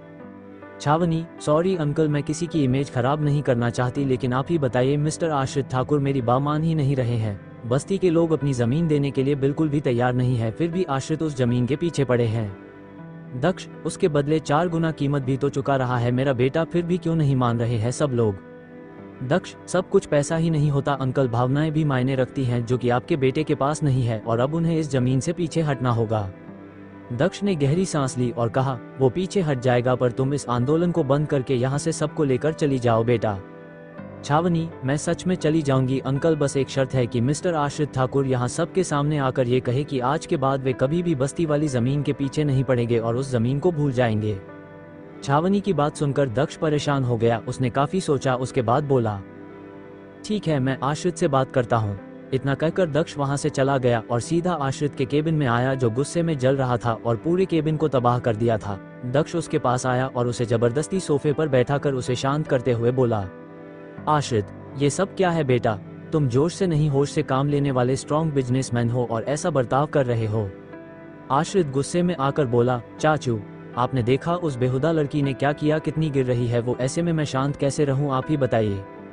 दक्ष, शांत रहना होगा बेटा, अभी तुम्हारे लिए वो जमीन नहीं बल्कि तुम्हारा करियर ज्यादा जरूरी है, तो मेरी बात मानो और उस जमीन को छोड़ दो और सिर्फ अपने नेक्स्ट प्रोजेक्ट पर ध्यान दो बेटा प्लीज। आश्रित जोर से बोला, नहीं ऐसा नहीं हो सकता, मैं वो जमीन लेकर रहूंगा चाहे कुछ भी क्यों ना हो जाए। दक्ष, समझने की कोशिश करो बेटा, तुम्हारी गलत इमेज बाहर जा रही है जिससे तुम्हें नुकसान हो सकता है। करोड़ों की डील करते हो तुम, ऐसे में तुम्हारे बारे में ऐसी न्यूज कोई देखेगा तो वो तुम्हारे साथ बिजनेस नहीं करेगा और फिर कंपनी को नुकसान होगा बेटा। एक तुच्छ सी जमीन के लिए तुम अपने लाइफ टाइम करियर को बर्बाद नहीं कर सकते। दक्ष की बात आश्रित के दिमाग में घुस रही थी और अब उसे एहसास हो रहा था कि एक जमीन के लिए वो अपने फ्यूचर को खतरे में नहीं डाल सकता है। दक्ष ने आश्रित के कंधे पर हाथ रखा और बोला, छावनी आंदोलन वापस लेने के लिए तैयार है, बस एक बार तुम सबके जाकर कह दो कि तुम्हें अब उस जमीन में कोई इंटरेस्ट नहीं है और अब तुम जिंदगी में कभी भी उस जमीन के पीछे नहीं पड़ोगे। आओ बेटा, एक बार सबके सामने ऐसा कह दो। दक्ष की बात सुनकर आश्रित को हद से ज्यादा गुस्सा आया और वो अपने दांत पीसते हुए बोला, वो लड़की सही नहीं कर रही है, उसे पता नहीं है वो किससे दुश्मनी मोल ले रही है। दक्ष, नहीं आश्रित, तुम उस लड़की के साथ कुछ गलत नहीं करोगे, अब सब कुछ भूलकर आगे बढ़ जाओ और सबके सामने जाकर वो बात कह दो। आश्रित खून का घूंट पीकर तैयार हो गया और सबके सामने जाने के लिए निकल गया। आश्रित नीचे ग्राउंड फ्लोर में आया जहां पर भीड़ जमा हो रखी थी। आश्रित के खतरनाक चेहरे को देखकर भीड़ को भी डर लग रहा था, पर छावनी चट्टान बनकर खड़ी गुस्से से आश्रित को देख रही थी और आश्रित की आंखों में तो एक तूफान दिख रहा था जो बहुत जल्द छावनी के ऊपर फटने वाला है। आश्रित सबके सामने आया और बिना किसी भाव से अपनी दमदार आवाज में रौब से बोला, मैंने फैसला लिया है कि अब मुझे उस 2 कौड़ी की जमीन से कोई मतलब नहीं है और अब वो जमीन मेरे किसी काम की नहीं है। इतना कहकर आश्रित ने बेहिसाब नफरत से छावनी की तरफ देखा और अंदर ही अंदर उसे ना जाने कितना कोसते हुए वहां से चला गया। छावनी के चेहरे पर मुस्कान आ गई, उसका काम आ जाकर पूरा हुआ। अब बस्ती वालों की जमीन सुरक्षित थी और उस पर सिर्फ बस्ती वालों का ही हक था। सब लोग खुश हो गए और छावनी को बधाई देने लगे। छावनी की मेहनत रंग लाई थी। छावनी भी बहुत खुश थी, लेकिन उसे पता नहीं था कि अब उसके ऊपर कितनी बड़ी और भयानक मुसीबत आने वाले हैं, जिसका परिणाम भी बहुत भयानक होने वाला है उसके साथ। अपनी जीत की खुशी में मग्न छावनी को एहसास भी नहीं हुआ कि उसने कितने बड़े आदमी से दुश्मनी मोल ले ली थी। उसको दुनिया के सामने बदनाम करने की कोशिश की, लेकिन अब वो आदमी छावनी के साथ क्या करेगा वो तो वक्त बता देगा। छावनी की मेहनत रंग लाई थी और अब बस्ती वालों की जमीन सुरक्षित थी, उनके हक में थी। ये सब कुछ छावनी की वजह से हुआ था, जिस वजह से सब लोग छावनी से बहुत खुश थे और उसको बधाई दे रहे थे। अब मीडिया से और टीवी पर से यह न्यूज़ भी हट चुकी थी जो आश्रित के खिलाफ फैलाई गई थी। अब सब कुछ ठीक हो चुका था और एकदम शांत था, लेकिन किसी को यह अंदाजा नहीं था कि यह तो बड़े भयानक तूफान के आने से पहले की शांति थी। छावनी अपने घर पहुंच गई। घर पर आते ही सीधा उसने छाया को ये सब बताया। छाया को पहले से ही सब कुछ पता था, उसने भी टीवी पर न्यूज़ देखी थी, लेकिन पता नहीं क्यों उसे कुछ गड़बड़ लग रही थी और कुछ गलत होने का अंदेशा भी हो रहा था, लेकिन वो कुछ भी नेगेटिव नहीं सोचना चाहती थी। वो बस इस बात से खुश थी कि उसकी बहन सही सलामत है और बिना किसी लड़ाई झगड़ा और पंगे के छावनी का काम भी हो गया था और बस्ती की जमीन भी सुरक्षित थी। छाया इस बात से खुश थी, लेकिन अंदर ही अंदर उसे अभी भी घबराहट हो रही थी कि आश्रित ठाकुर जैसा इंसान इतनी आसानी से शांत बैठ जाए, ये तो बहुत अजीब बात थी। दोनों बहनें बहुत खुश थी और अपनी खुशी को सेलिब्रेट करने के लिए वो दोनों डिनर करने के लिए आज बाहर चली गई। ऑटो में बैठकर वो दोनों एक रेस्टोरेंट पहुंच गई। वो रेस्टोरेंट अच्छा था और वहां पर लोग भी काफी अच्छे घर के थे। छाया ने अपने लिए एक टेबल चूज कर ली और वहां पर जाकर बैठ गए। वहीं छावनी फोन पर किसी से बात कर रही थी, इसलिए वो एक तरफ खड़ी थी। तभी वहां पर मौजूद 2-3 लड़के जो कब से शराब पी रहे थे और रेस्टोरेंट की तरफ बढ़ रहे थे, अंदर आए और इधर उधर देखने लगे। तीनों के तीनों नशे में चूर थे। तभी उनकी नजर छाया पर पड़ी जो अपनी चेयर पर बैठकर मेन्यू पढ़ रही थी। तीनों लड़के छाया के पास में जाकर बैठ गए। छाया उन्हें देखकर हैरान रह गई। वो तीनों लड़के छाया को गंदी नजर से देख रहे थे और उसकी तरफ बढ़ने की कोशिश कर रहे थे। गलती से छाया का हाथ अपने फोन पर पड़ गया और उसके फोन की स्क्रीन टच हो गई, जिससे गलती से उसने कल रात को आए नंबर पर वापस से कॉल लग गया, यानी कि आश्रित को कॉल लग गया। आश्रित जो कि इस वक्त अपने कमरे के बेड पर बैठकर अपने लैपटॉप पर काम कर रहा था, उसका फोन बगल में रखा हुआ था। उसका फोन बजने लगा। उसने देखा, अपने फोन को हाथ में उठाया और फोन की स्क्रीन पर छाया का नाम देखा तो आश्रित की आंखों में अलग ही चमक आ गई। उसने जल्दी से कॉल अटेंड किया। तभी उसे कुछ आवाज सुनाई दी जिसमें कि छाया गुस्से से बोल रही थी कि हिम्मत कैसे हुई एक लड़की के साथ बदतमीजी करने की, दूर रहो मुझसे। तभी एक लड़का बोलता है, अरे इतनी खूबसूरत लड़की है तो उससे दूर कैसे रहे, आओ ना जरा नजदीक, हम दोनों मिलकर कुछ करते हैं, उसके बाद तुम मेरे दोस्तों को भी खुश कर दो। उस लड़के की बात सुनकर छाया को बहुत गुस्सा आया और उसने उस लड़के को मारना चाहा, लेकिन लड़के ने उसका हाथ पकड़ लिया और उसके हाथ को दबाने लगा। ये देखकर छाया गुस्से से बोली, मेरा हाथ छोड़ो, तुम्हारी हिम्मत कैसे हुई यह सब करने की। आश्रित ने जब ये सब सुना तो वह गुस्से से पागल हो गया। उसने अपने फोन को जोर से दबा लिया और जल्दी से अपनी जगह से खड़ा हो गया। वहीं रेस्टोरेंट के अंदर वह लड़के छाया के साथ बदतमीजी कर रहे थे और अब सब लोग उनकी तरफ देखने लगे थे। छावनी ने भी जब ये सब देखा तो उसने तुरंत फोन कट किया और अपनी बहन के पास आई और बोली, क्या हुआ छाया, तुम ठीक तो हो ना। अपनी बहन को देखकर छाया इमोशनल हो गई और बोली, देखो ना दीदी, यह मुझे परेशान कर रहे हैं, मेरे साथ गलत व्यवहार कर रहे हैं। छावनी को गुस्सा आया और वह उन तीनों लड़कों को देखते हुए बोली, शर्म नहीं आती एक लड़की को परेशान करते हुए, दूर हो जाओ मेरी बहन से। छावनी के इतना कहते ही उन तीनों लड़कों में से एक लड़का छावनी का हाथ पकड़कर बोला, अरे ये भी काफी खूबसूरत है, अच्छा है, एक लड़की से काम चलाने के साथ साथ में अब हमें दो लड़की मिल जाएगी। उस लड़के के इतना कहते ही छावनी ने उसके गाल पर थप्पड़ मार दिया और चिल्लाते हुए बोली, अपनी जुबान पर लगाम दो वरना जान से मार दूंगी। इतना कहकर छावनी ने अपनी बहन का हाथ पकड़ा और उसे वहां से लेकर जाने लगी। तभी वह तीनों लड़के गुस्से से उनके रास्ते में आ गए और रेस्टोरेंट के अंदर हंगामा खड़ा हो गया था। सब लोग उन दोनों लड़कियों को परेशान होते हुए देख रहे थे, लेकिन कोई भी उनकी मदद करने के लिए आगे नहीं आ रहा था। यही तो सच्चाई है इस जमाने की कि सब लोग बस तमाशा देखना चाहते हैं, लेकिन मदद कोई नहीं करना चाहता। वो तीनों लड़के उन लड़कियों को परेशान कर रहे थे, लेकिन कोई कुछ नहीं कह रहा था, ना कर रहा था, बस बैठे बैठे नज़ारा देख रहे थे और मजे ले रहे, लेकिन मदद कोई नहीं करना चाहता। छावनी ने गुस्से से उन तीनों लड़कों की तरफ देखा। वही छाया डर रही थी, उसकी आंखों में खौफ साफ दिख रहा था। वो किसी भी तरह से यहाँ से जाना चाहती थी, उसे इन सब मामलों में नहीं पड़ना था। उसने कसकर अपनी बहन का हाथ पकड़ा हुआ था और वह घबरा रही थी।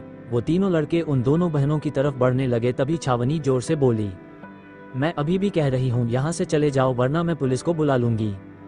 एक लड़का बोला, पुलिस को बुला लूंगी? अबे तेरी इतनी औकात है क्या? तुझे लगता है कि हम तुझे इतना टाइम देंगे कि तू पुलिस को बुलाए? अभी देख हम तेरे साथ क्या करते हैं। इतना कहकर वह छावनी की तरफ बढ़ने लगा। तभी वहां पर बहुत सारे आदमी आ गए और सारे आदमियों ने उन तीनों लड़कों को घेर लिया। ये देखकर सब लोग हैरान रह गए। छावनी और छाया भी हैरानी से देख रही थी। तभी आश्रित ठाकुर वहां पर आया, जिसके चेहरे पर कोई भाव नहीं था, लेकिन गुस्सा साफ साफ उसकी आंखों में दिख रहा था। वह तीनों लड़कों की तरफ देखते हुए गुस्से से बोला, बहुत मर्दांगी आई है ना, चलो अब अच्छे से अपनी मर्दांगी दिखाओ। इतना कहकर उसने अपने आदमियों की तरफ इशारा किया तो उसके गार्ड्स ने उन्हें तीनों लड़कों को पीटना शुरू कर दिया। देखते ही देखते वहां पर हंगामा खड़ा हो गया। वह तीनों लड़के बुरी तरह से चिल्ला रहे थे, रो रहे थे, उनको बहुत बुरी मार पड़ रही थी। आश्रित के बॉडीगार्ड उन्हें मार रहे थे। यह नज़ारा देखकर छाया को तो बहुत डर लग रहा था। वह अपनी बहन के सीने से लग गई और अपनी आंखें बंद कर ली। वही छावनी गुस्से से उन तीनों लड़कों को देख रही थी। उसने एक नज़र आश्रित की तरफ देखा, जो उसकी मदद करने के लिए वहां पर आया था। यह बहुत अच्छी बात थी और यह छावनी को बहुत अच्छा भी लग रहा था। आश्रित के गार्ड्स उन तीनों को उठाकर वहां से लेकर चले गए। आश्रित मुड़ा तो उसकी नज़र सबसे पहले छाया पर पड़ी, जो कि अपनी बहन की बाहों में डरी हुई सहमी हुई खड़ी थी। छाया को इस तरह से देखकर आश्रित को बहुत बेचैनी हो रही थी और उसका दिल जोरों से धड़क रहा था। पता नहीं क्यों उसका मन कर रहा था कि छाया को वह अपनी बाहों में ले ले और उसे शांत करें। आश्रित ने एक बार भी छावनी की तरफ नहीं देखा, लेकिन छावनी उसकी तरफ देख रही थी। आश्रित ने छाया से अपनी नज़रें हटाई और उसके पीछे खड़े लोगों की तरफ देखते हुए कटाक्ष से बोला, खाना खाने आए हो ना यहाँ पर, तो खाना खाओ। और तुम सब लोग यही कर सकते हो। तुम्हारे सामने एक लड़की के साथ चाहे कुछ भी हो जाए, तुम सबको कोई फर्क नहीं पड़ेगा। तुम बस मजे लेना जानते हो तो अभी भी मजे लो, क्योंकि अब प्रोग्राम खत्म हो चुका है। चुपचाप अपनी जगह पर वापस बैठ जाओ, वरना मेरे और भी बहुत आदमी है जिनके हाथों में काफी खुजली हो रही है। आश्रित की बात सुनकर वह सब लोग झेप गए और तुरंत अपनी जगह पर जाकर बैठ गए और अपना डिनर करने लगे। आश्रित ने गहरी सांस ली और दोबारा छाया की तरफ देखा, जो अभी भी डरी हुई खड़ी थी। आखिर में वो उसके पास आया और उसके चेहरे को देखने की कोशिश करने लगा, लेकिन उसे छाया का चेहरा नहीं दिख रहा था, क्योंकि वह छावनी के गले में मुंह घुसाकर खड़ी थी। आश्रित को देखकर छावनी बोली, thank you so much mister Thakur, आपने हमारी बहुत मदद की है। छावनी की आवाज सुनकर आश्रित ने उसकी तरफ देखा और बिना किसी भाव से कहा, अपनी बहन से कहो अब सब ठीक है, तो इसे डरने की कोई जरूरत नहीं है। आश्रित की बात सुनकर छावनी ने छाया की तरफ देखा और उसके बालों को सहलाते हुए बोली, छाया अब डरने की कोई जरूरत नहीं है, सब कुछ ठीक है, देखो वो लड़के जा चुके हैं। छावनी की बात सुनकर छाया ने उसके गले से अपना मुंह बाहर निकाला और अपने मायूस चेहरे से इधर उधर देखने लगी। वहीं उसके खूबसूरत और प्यार से चेहरे को देखकर आश्रित उसका दीवाना हो रहा था। कितनी खूबसूरत और मासूम सी लड़की है जो इतनी छोटी सी बातों से घबरा जाती है। सच में ऐसी कांच जैसी गुड़िया को पता नहीं कौन बेवकूफ अपनी जिंदगी में नहीं लाना चाहेगा। कौन ऐसा बेवकूफ होगा जो इस लड़की से नफरत कर पाएगा, क्योंकि आश्रित तो ऐसा नहीं कर सकता। उसका दिल तो अपने आप छाया की तरफ बढ़ता जा रहा है और उसके करीब जाना चाहता है। आश्रित का मन कर रहा था कि वह अभी की अभी छाया को अपने सीने से लगा ले, लेकिन वह ऐसा कर नहीं सकता था। वो तो चुपचाप अपनी जुनूनी निगाहों से छाया के चेहरे को देख रहा था। छाया ने गहरी सांस ली और अपनी धीमी आवाज में बोली, कोई भी चैन से जीने नहीं देता दीदी, जहां जाओ ये लड़के परेशान करते रहते हैं। छाया की बात सुनकर आश्रित को भी बहुत गुस्सा आया। सच में खूबसूरत लड़कियों को तो इस दुनिया में कोई जीने ही नहीं देता। छाया की बात सुनकर आश्रित बोला, तुम्हें इतना डरने की जरूरत नहीं है, थोड़ी हिम्मत तो रखनी ही होगी। आश्रित की बात सुनकर छाया ने उसकी तरफ देखा तो वो फिर से डरने लगी और अपनी नजरें चुराने लगी। ये देखकर आश्रित के चेहरे पर कातिल मुस्कान आ गई और वह अपने मन में बोला, पता नहीं है इसे कि इसका फ्यूचर क्या है, और जिस इंसान से डर रही है अगर इसे उसी इंसान के साथ जिंदगी भर रहना पड़ा तो फिर कैसे मुझसे नजरें मिला पाएगी, किस तरह से हर रोज मेरा सामना करेगी। आश्रित यही सब सोच रहा था और उसका दिल जोरों से धड़क रहा था। दीवानापन उसके सिर चढ़ चुका था। उसके दिमाग में एक बात तो क्लियर हो गई थी कि इस लड़की को उसे हासिल करना है, लेकिन फिलहाल उसे उसकी बड़ी बहन से बदला लेना है, जो कि उसके लिए ज्यादा जरूरी है। आश्रित छाया के डर को देखकर बोला, मारने वाले और बचाने वाले में फर्क होता है मिस छाया। इतना कहकर आश्रित ने बेहद जुनून से छाया की तरफ देखा, जो अभी भी उससे नजरें मिला नहीं पा रही थी और इधर उधर देख रही थी। वहीं छावनी एक टक आश्रित की तरफ देख रही थी। आज उसे आश्रित का एक नया ही रूप देखने को मिला था, जो था दूसरों की मदद करना। अगर आज आश्रित सही वक्त पर नहीं आता तो वह तीनों लड़के उन दोनों बहनों के साथ न जाने क्या करते हैं, क्योंकि बाकी लोग तो मदद करने आगे नहीं आ रहे थे, वह तो बस तमाशा देख रहे थे। लेकिन अचानक से आश्रित वहां पर पहुंच गया और उसने उन तीनों लड़कों को सबक सिखा दिया। छाया नजरें झुकाकर खड़ी थी। आश्रित उसे अपनी कातिल निगाहों से देख रहा था और छावनी आश्रित के बारे में सोच रही थी। उसने आश्रित के साथ इतना सब किया, लेकिन फिर भी आश्रित उनकी मदद के लिए आ गया था। छावनी ने गहरी सांस ली और बोली, शुक्रिया मिस्टर ठाकुर, आपका ये एहसान मैं जिंदगी भर याद रखूंगी। आश्रित ने उसकी बात का कोई जवाब नहीं दिया, क्योंकि वह एक टक छाया को देख रहा था, जो अभी भी नजरें झुकाकर खड़ी थी। आश्रित उसकी खूबसूरत आंखों में देखना चाहता था, लेकिन ये लड़की है कि उसके सामने तक नहीं देखी है, इतना क्या डरती है वो। आश्रित ने गहरी सांस ली और छाया की तरफ देखते हुए बोला, अब घर चली जाओ, यहाँ रुकने की जरूरत नहीं है। छाया तो कुछ बोली नहीं, लेकिन छावनी बोली, जी हम दोनों बस जा ही रहे हैं। इतना कहकर छावनी ने छाया की तरफ देखा और बोली, चले। छाया ने हाँ में अपनी गर्दन हिला दी और अपनी बहन का हाथ पकड़कर वो दोनों वहां से जाने लगी। आश्रित छाया को जाते हुए पीछे से देख रहा था। सच में वो बहुत ही खूबसूरत और हसीन लग रही थी और मासूमियत की तो कोई हद नहीं थी। आश्रित उन दोनों के पीछे पीछे चलने लगा। हालांकि उसकी नज़र छाया के ऊपर बनी हुई थी, वही छावनी को ऐसा लग रहा था जैसे आश्रित उसे ही देख रहा है और उसके पीछे पीछे चल रहा है। वो दोनों रेस्टोरेंट से बाहर निकलकर सड़क पर पहुंच गए और ऑटो का इंतजार करने लगी, लेकिन काफी देर हो चुकी थी और इतनी रात को कोई ऑटो भी वहां दिखाई नहीं दे रही थी। आश्रित उनके बगल में आकर खड़ा हो गया और छाया को देखने लगा। छाया का दिल धड़क रहा था, उसे बहुत अजीब से एहसास हो रहे थे। पता नहीं क्यों आश्रित उसे इन नजरों से देखे जा रहा था। वही छावनी को गलतफहमी हो रही थी कि आश्रित उसे देख रहा है। काफी देर तक यूं ही खड़े रहने के बाद आश्रित बोला, मुझे नहीं लगता यहाँ पर ऑटो आएगी, इसलिए मेरी बात मानो, मैं तुम दोनों को घर छोड़ देता हूँ। आश्रित की बात सुनकर छावनी बोली, हाँ शायद आप ठीक कह रहे हैं, वैसे भी अब यहाँ पर अकेला खड़ा रहना हम दोनों के लिए सेफ नहीं है। आश्रित तो छाया के चेहरे को देख रहा था कि उस लड़की के क्या एक्सप्रेशन है और क्या वो सच में आश्रित के साथ जाने के लिए तैयार है, लेकिन छाया कोई एक्सप्रेशन नहीं दे रही थी, वह चुपचाप खड़ी थी। आश्रित को गुस्सा आने लगा। वह कब से इस लड़की की तरफ देख रहा है, उससे बात करना चाहता है, लेकिन ये लड़की है कि कोई भाव ही नहीं दे रही है। आश्रित ने गहरी सांस ली और अपनी गाड़ी की तरफ बढ़ने लगा। छावनी और छाया उसके पीछे पीछे चल रही थी।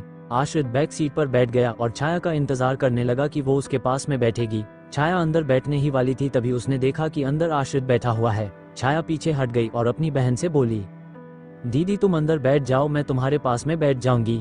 छाया की बात सुनकर गाड़ी के अंदर बैठे आश्रित को गुस्सा आने लगा, लेकिन वह कुछ बोला नहीं। वही छाया की बात मानकर छावनी अंदर बैठ गई और थोड़ा आश्रित के पास में खिसक गई। आश्रित को बहुत गुस्सा आ रहा था, उसे छावनी के पास में बिल्कुल भी नहीं बैठना था। छावनी के बैठने के बाद छाया भी अंदर बैठ गई और उनकी गाड़ी वहां से रवाना हो गई। आश्रित बार बार मुड़कर और अपनी तिरछी नजरों से छाया की तरफ देख रहा था, जो खिड़की से बाहर देख रही थी। आश्रित को उसके ऊपर बहुत गुस्सा आ रहा था। वह चाहता था कि छाया उसके पास में बैठे, लेकिन अब उन दोनों के बीच में ये छावनी बैठी हुई थी, उनके बीच का कांटा। पूरे रास्ते गाड़ी में खामोशी छाई रही, कोई कुछ नहीं बोला।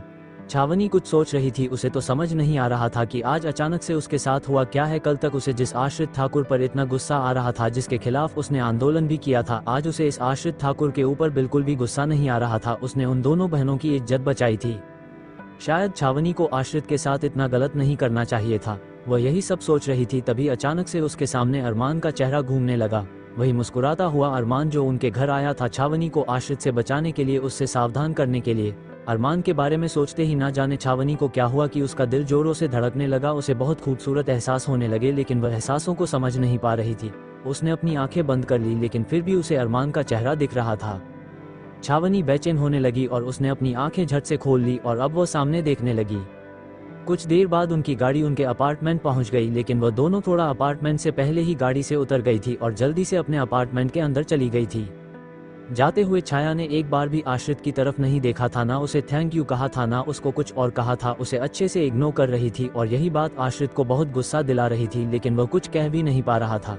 उन दोनों बहनों के वहां से जाने के बाद आश्रित भी वहां से चला गया। पूरे रास्ते में छाया के बारे में सोचते रहा कि किस तरह से वह घबरा रही थी, किस तरह से वह आश्रित से नजरें चुरा रही थी। यह सब सोच सोच कर आश्रित को अच्छा भी लग रहा था, लेकिन छाया का उसको यूं इग्नोर करना उसे बिल्कुल पसंद नहीं आ रहा था। छाया और छावनी अपने घर पहुंच गई और दोनों काफी उदास दिख रही थी। आज उन दोनों के साथ जो हुआ उसके बाद दोनों ही काफी डिस्टर्ब हो गई थी। वह तो अच्छा हुआ कि आश्रित ठाकुर वहां पहुंच गया और उन दोनों को कुछ होने नहीं दिया, वरना ना जाने आज क्या हो जाता। आज उन दोनों ने कुछ भी नहीं खाया और अपने अपने कमरे में सोने के लिए चली गई। छाया ने जल्दी से अपनी आंखें बंद कर ली और गहरी नींद में चली गई। वहीं छावनी के दिमाग में बहुत कुछ चल रहा था। वह जब भी आश्रित के बारे में सोचने लगती, तभी अरमान का चेहरा उसके सामने आ जाता और उसे आश्रित के बारे में सोचने से रोक देता। छावनी समझ नहीं पाया रही थी कि ऐसा क्यों हो रहा था और इसका क्या मतलब था। उसने भी सोना ही बेहतर समझा और वह सो गई। वहीं दूसरी तरफ ठाकुर विला में आश्रित शावर के नीचे खड़ा होकर भीग रहा था, लेकिन गुस्से की आग में जल रहा था। उसे छावनी से बदला लेना था। वह भूला नहीं था कि छावनी ने किस तरह उसे बदनाम करने की कोशिश की और उस ठाकुर को झुकने पर मजबूर किया। वो आश्रित ठाकुर जो कभी किसी के आगे नहीं झुकता, कभी किसी की बात नहीं मानता, आज उसी आश्रित ठाकुर को तुच्छ लड़की की वजह से सबके सामने झुकना पड़ा और उसे जमीन से पीछे हटना पड़ा। ये बात आश्रित भूल नहीं पा रहा था और वह अब किसी भी तरह से छावनी से बदला लेना चाहता था। वह कुछ इतना भयानक और खतरनाक करना चाहता था जिससे छावनी पूरी तरह से टूट जाए और फिर उसे आश्रित के सामने झुकना ही पड़े। आश्रित की आंखों में बहुत कुछ दिख रहा था जो काफी डरावना था।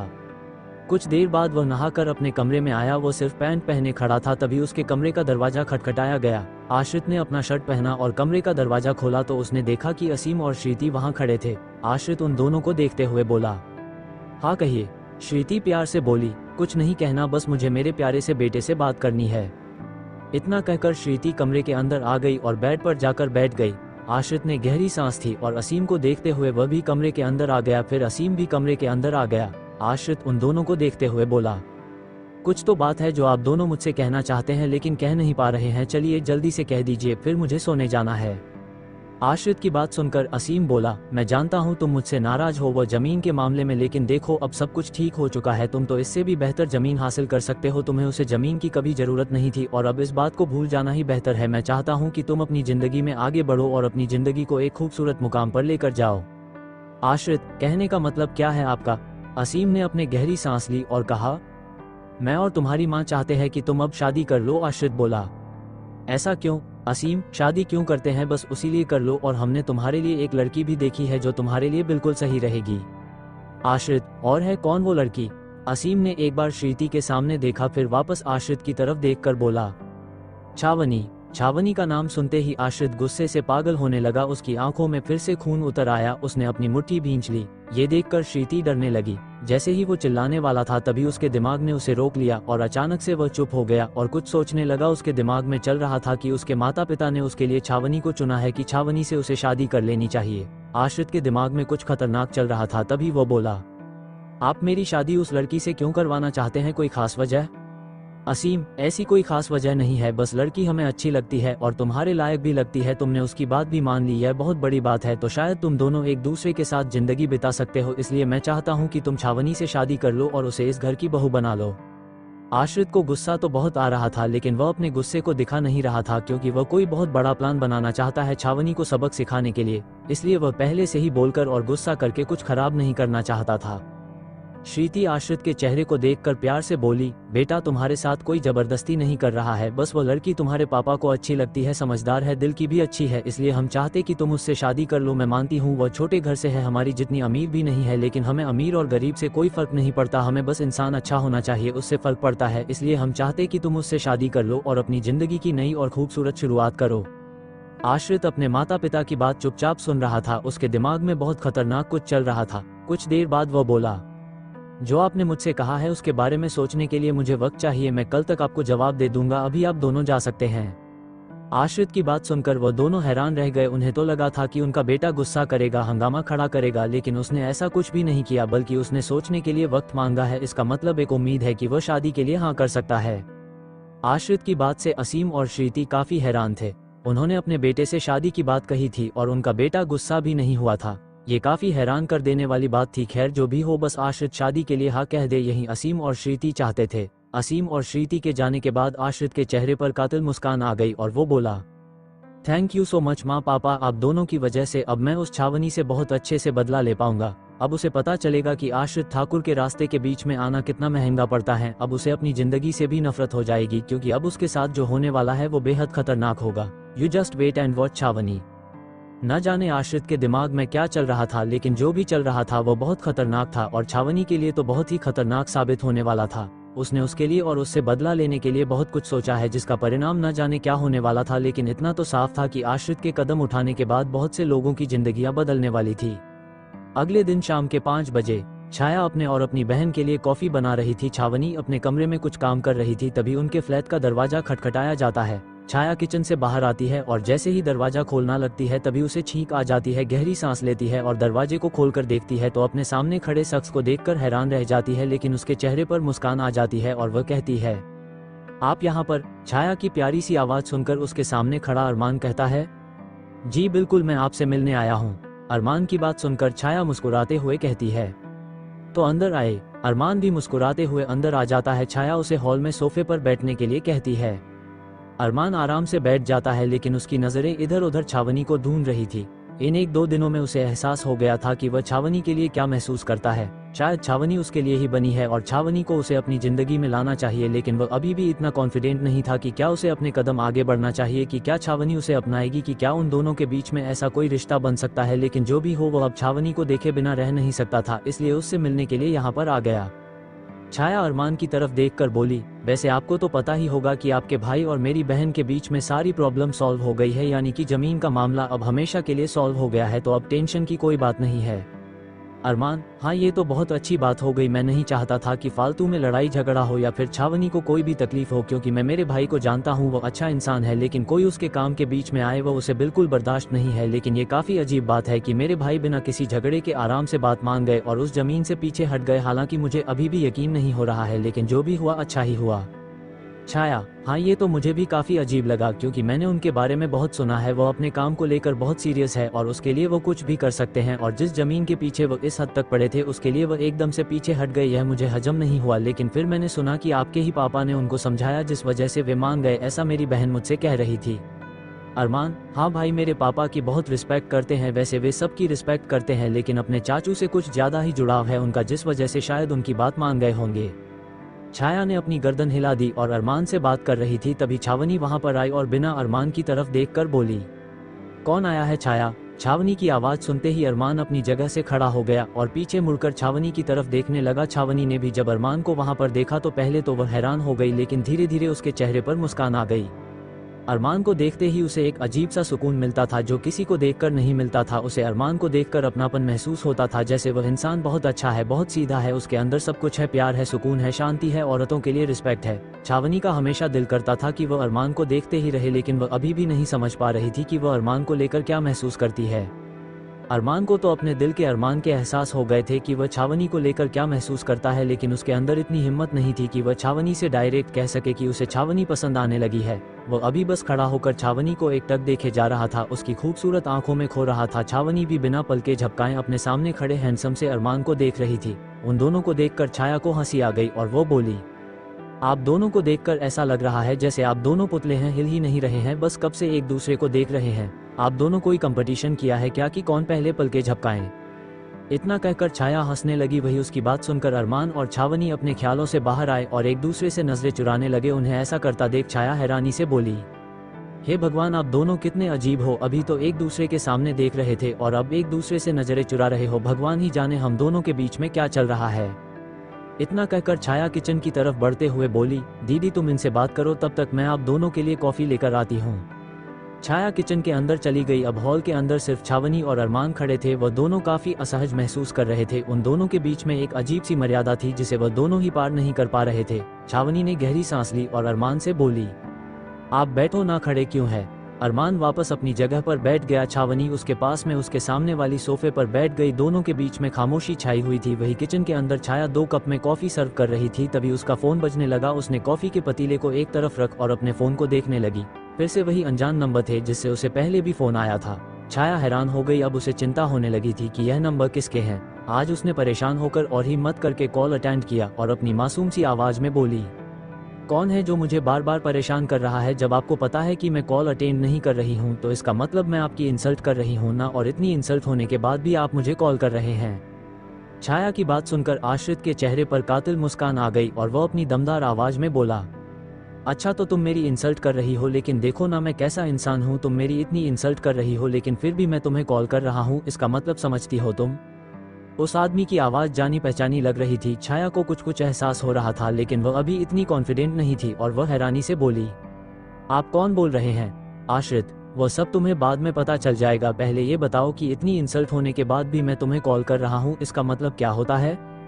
छाया, इसका मतलब ये होता है कि या तो आप मुझे जानते हैं और मुझसे कुछ बात करना चाहते हैं, या फिर आप गली के कोई लुच्चे लफंगे हैं जो मुझे फालतू में परेशान कर रहे हैं। देखिए मैं ऑलरेडी बहुत परेशान हूँ। इन लुच्चे लड़कों से अभी कुछ ही दिनों में 2 बार मेरे साथ ऐसा हादसा हो चुका है जिससे मैं बहुत डरी हुई हूँ। हर बार भगवान की मदद से वह आश्रित ठाकुर वहाँ पहुँच जाता है और मुझे बचा लेता है, लेकिन बार बार ऐसा नहीं होने वाला, इसलिए कृपा करके मुझसे दूरी बनाकर रखिए। इतनी भी सुंदर नहीं हूँ मैं जो हर कोई मेरे पीछे पड़ जाता है। छाया की प्यारी प्यारी बातें सुनकर आश्रित उसका दीवाना हो रहा था। उसका मन कर रहा था कि वो इस लड़की को अपनी बाहों में दबोच ले और कैद कर ले। आश्रित अपनी जुनूनी आवाज में बोला, किसने कहा कि हर वक्त आश्रित ठाकुर तुम्हारे पास नहीं होगा तुम्हारी मदद करने के लिए? तुम पागल हो, एक बार सच्चे दिल से आवाज लगाना, वो जरूर आएगा तुम्हारी मदद के लिए। आश्रित की बात सुनकर छाया का दिल धड़कने लगा। उसे घबराहट हो रही थी और अब उसे एहसास हो चुका था कि जिस इंसान से वह बात कर रही है वह और कोई नहीं बल्कि आश्रित ठाकुर ही है। छाया घबराते हुए बोली, आप वही है ना? छाया की बात सुनकर आश्रित के चेहरे पर खतरनाक मुस्कान आ गई और फिर बोला, अच्छा हुआ जो तुमने मुझे पहचान लिया। अब मैं तुम्हें डायरेक्टली कहता हूँ, तुम्हें चिंता करने की कोई जरूरत नहीं है। तुम्हारे ऊपर कभी कोई मुसीबत नहीं आएगी क्योंकि मैं हमेशा तुम्हारे आसपास रहूंगा, तुम चाहो या ना चाहो। आश्रित की बातों से छाया घबराने लगी। उसने जल्दी से कॉल कट कर दिया। उसके चेहरे पर डर साफ दिख रहा था। पता नहीं क्यों उसे आश्रित से डर लगता था, जबकि आश्रित ने ऐसा उसके साथ कुछ किया भी नहीं था। छाया घबराते हुए बोली, इसका मतलब उस रात को आश्रित ठाकुर ही मुझे कॉल कर रहे थे। लेकिन क्यों? क्या ये भी उनकी नई चाल है मेरी बहन को फंसाने के लिए? नहीं नहीं, ऐसे नहीं हो सकता। वो मुझे कॉल क्यों करते हैं जबकि मैं बार बार इनके कॉल को काट कर रही हूँ? जो भी हो, लेकिन मुझे इस इंसान से दूर रहना होगा। पता नहीं इनके खतरनाक दिमाग में क्या चलता रहता है। छाया ने गहरी सांस ली और इन सब बातों को भुलाकर कॉफी के मग लेकर बाहर हॉल में आ गई, जहाँ पर अभी भी खामोशी छाई हुई थी। छाया उन दोनों को देखकर बोली, क्या हो गया? अब आप दोनों ने मौन व्रत धारण करने का कंपटीशन किया है क्या? अरमान, ऐसा तो कुछ नहीं है, लेकिन तुम्हारी बहन कुछ बोलती ही नहीं है, कब से चुपचाप बैठी हुई है।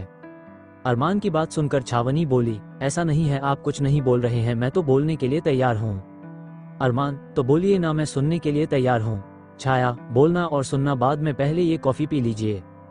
इतना कहकर उसने उन दोनों को कॉफी थमा दी और खुद वापस कमरे के अंदर चली गई। उसके जाते ही अरमान बोला, छावनी, मेरे भाई की वजह से अगर तुम्हें कोई भी तकलीफ हुई है तो उसके लिए भी सॉरी बोलता हूँ, लेकिन वह ऐसे ही है, उन्हें गुस्सा बहुत ज्यादा आता है और अपने काम के बीच में तो वह बिल्कुल भी किसी को बर्दाश्त नहीं कर सकते। छावनी, आपको सॉरी कहने की कोई जरूरत नहीं है, आप तो बहुत अच्छे इंसान हैं और वैसे भी अब मुझे आपके भाई से भी कोई प्रॉब्लम नहीं है क्योंकि उन्होंने अपने कदम पीछे ले लिए हैं, यानी कि अब वे समझ गए हैं और मुझे लगता है कि वह भी इतने बुरे इंसान नहीं है।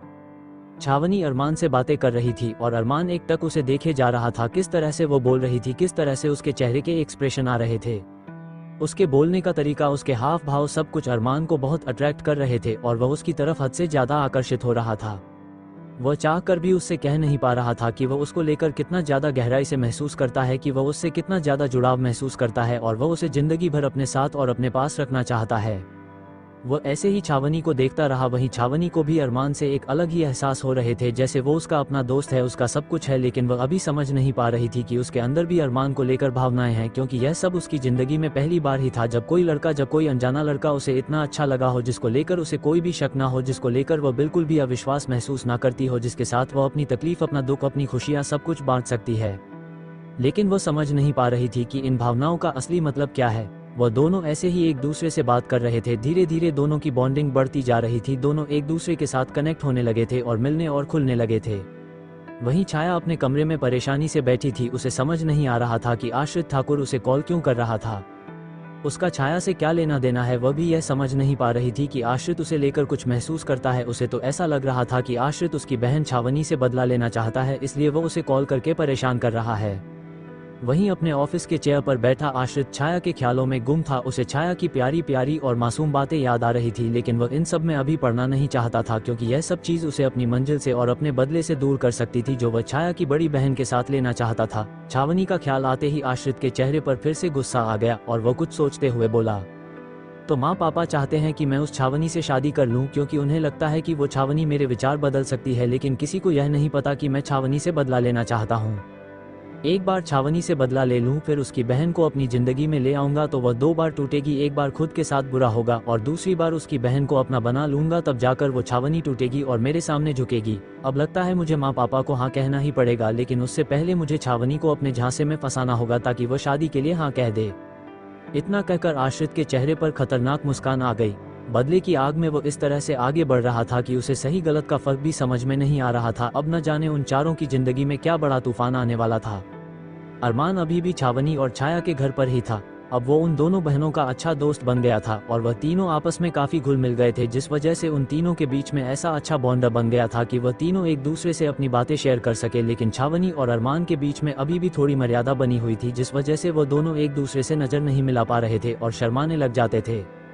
उसकी असली वजह तो उनका दिल है और उस दिल की भावनाएं जो वह दोनों एक दूसरे से कह नहीं पा रहे हैं। लेकिन अरमान और छाया का रिश्ता बहुत ही खुला हुआ था। वह दोनों एक दूसरे के दोस्त थे और एक दूसरे के साथ हर बात शेयर करने लगे थे। वह तीनों ऐसे ही हॉल में बैठकर बातें कर रहे थे। हालांकि छाया कुछ ज्यादा ही बोल रही थी, तभी उनके फ्लैट का दरवाजा खटखटाया जाता है। छाया हैरान रह जाती है क्योंकि इस वक्त शाम के 7 बजे बज रहे थे और इस वक्त उनके घर पर कोई आता नहीं था। छाया ने छावनी की तरफ देखा तो छावनी बोली, देखो कौन आया है। छाया अपनी जगह से खड़ी हो गई और दरवाजा खोलने के लिए आगे बढ़ी। उसने जैसे ही दरवाजा खोला तभी अपने सामने खड़े शख्स को देखकर वह डर गई और तेजी से वहां से भागने लगी। तभी उसे शख्स ने छाया का हाथ पकड़ लिया और कातिल तरीके से मुस्कुराते हुए अपनी दमदार आवाज में बोला, क्या हुआ, मुझसे क्यों डर रही हो? मैं कोई शैतान नहीं हूँ। छाया की आंखों में घबराहट साफ दिख रही थी। वह अपना हाथ छुड़ाने लगी लेकिन उस शख्स ने उसका हाथ नहीं छोड़ा। छाया बहुत घबरा रही थी और बोली, प्लीज मेरा हाथ छोड़ दो, आप ऐसा क्यों कर रहे हो मेरे साथ? छाया के इतना कहते ही आश्रित ने उसका हाथ छोड़ दिया और अपनी कातिल मुस्कान लिए उसे देखने लगा। कितनी प्यारी और मासूम लड़की है, ऐसी लड़की से कोई दूर कैसे रह सकता है? आश्रित तो बिल्कुल भी नहीं रह सकता। आश्रित एक टक छाया को देखे जा रहा था और छाया उसे देखकर डर रही थी। तभी छावनी वहां पर आ गई और बोलने लगी, कौन आया है छाया? इतना कहकर छावनी ने दरवाजे पर देखा तो वहां पर आश्रित खड़ा था। आश्रित को वहां देखकर छावनी हैरान होकर बोली, आप यहाँ पर? आश्रित ने छावनी की तरफ देखा और सीरियस होकर बोला, दरअसल मुझे तुमसे कुछ बात करनी है, क्या मैं अंदर आ सकता हूँ? छावनी, हाँ जरूर, ये आपके छोटे भाई भी यहीं पर है। छावनी की बात से आश्रित को काफी हैरानी हुई। उसका भाई यहीं पर है, लेकिन उसने ज्यादा रिएक्ट नहीं किया और वह अंदर आने लगा। जैसे ही वो अंदर आने लगा तभी छाया वहां से भागने लगे और चुपके से आश्रित ने उसका हाथ पकड़ लिया। किसी को दिख नहीं रहा था कि आश्रित ने छाया का हाथ पकड़ा हुआ था और वह उसके हाथ को दबा रहा था। छाया बहुत घबरा रही थी, उसे समझ नहीं आ रहा था कि आश्रित ये सब क्या कर रहा है। वह चिल्ला भी नहीं पा रही थी क्योंकि वो कोई तमाशा नहीं खड़ा करना चाहती थी। आश्रित को एक जगह पर खड़ा देखकर छावनी बोली, क्या हुआ, आइए बैठिए न।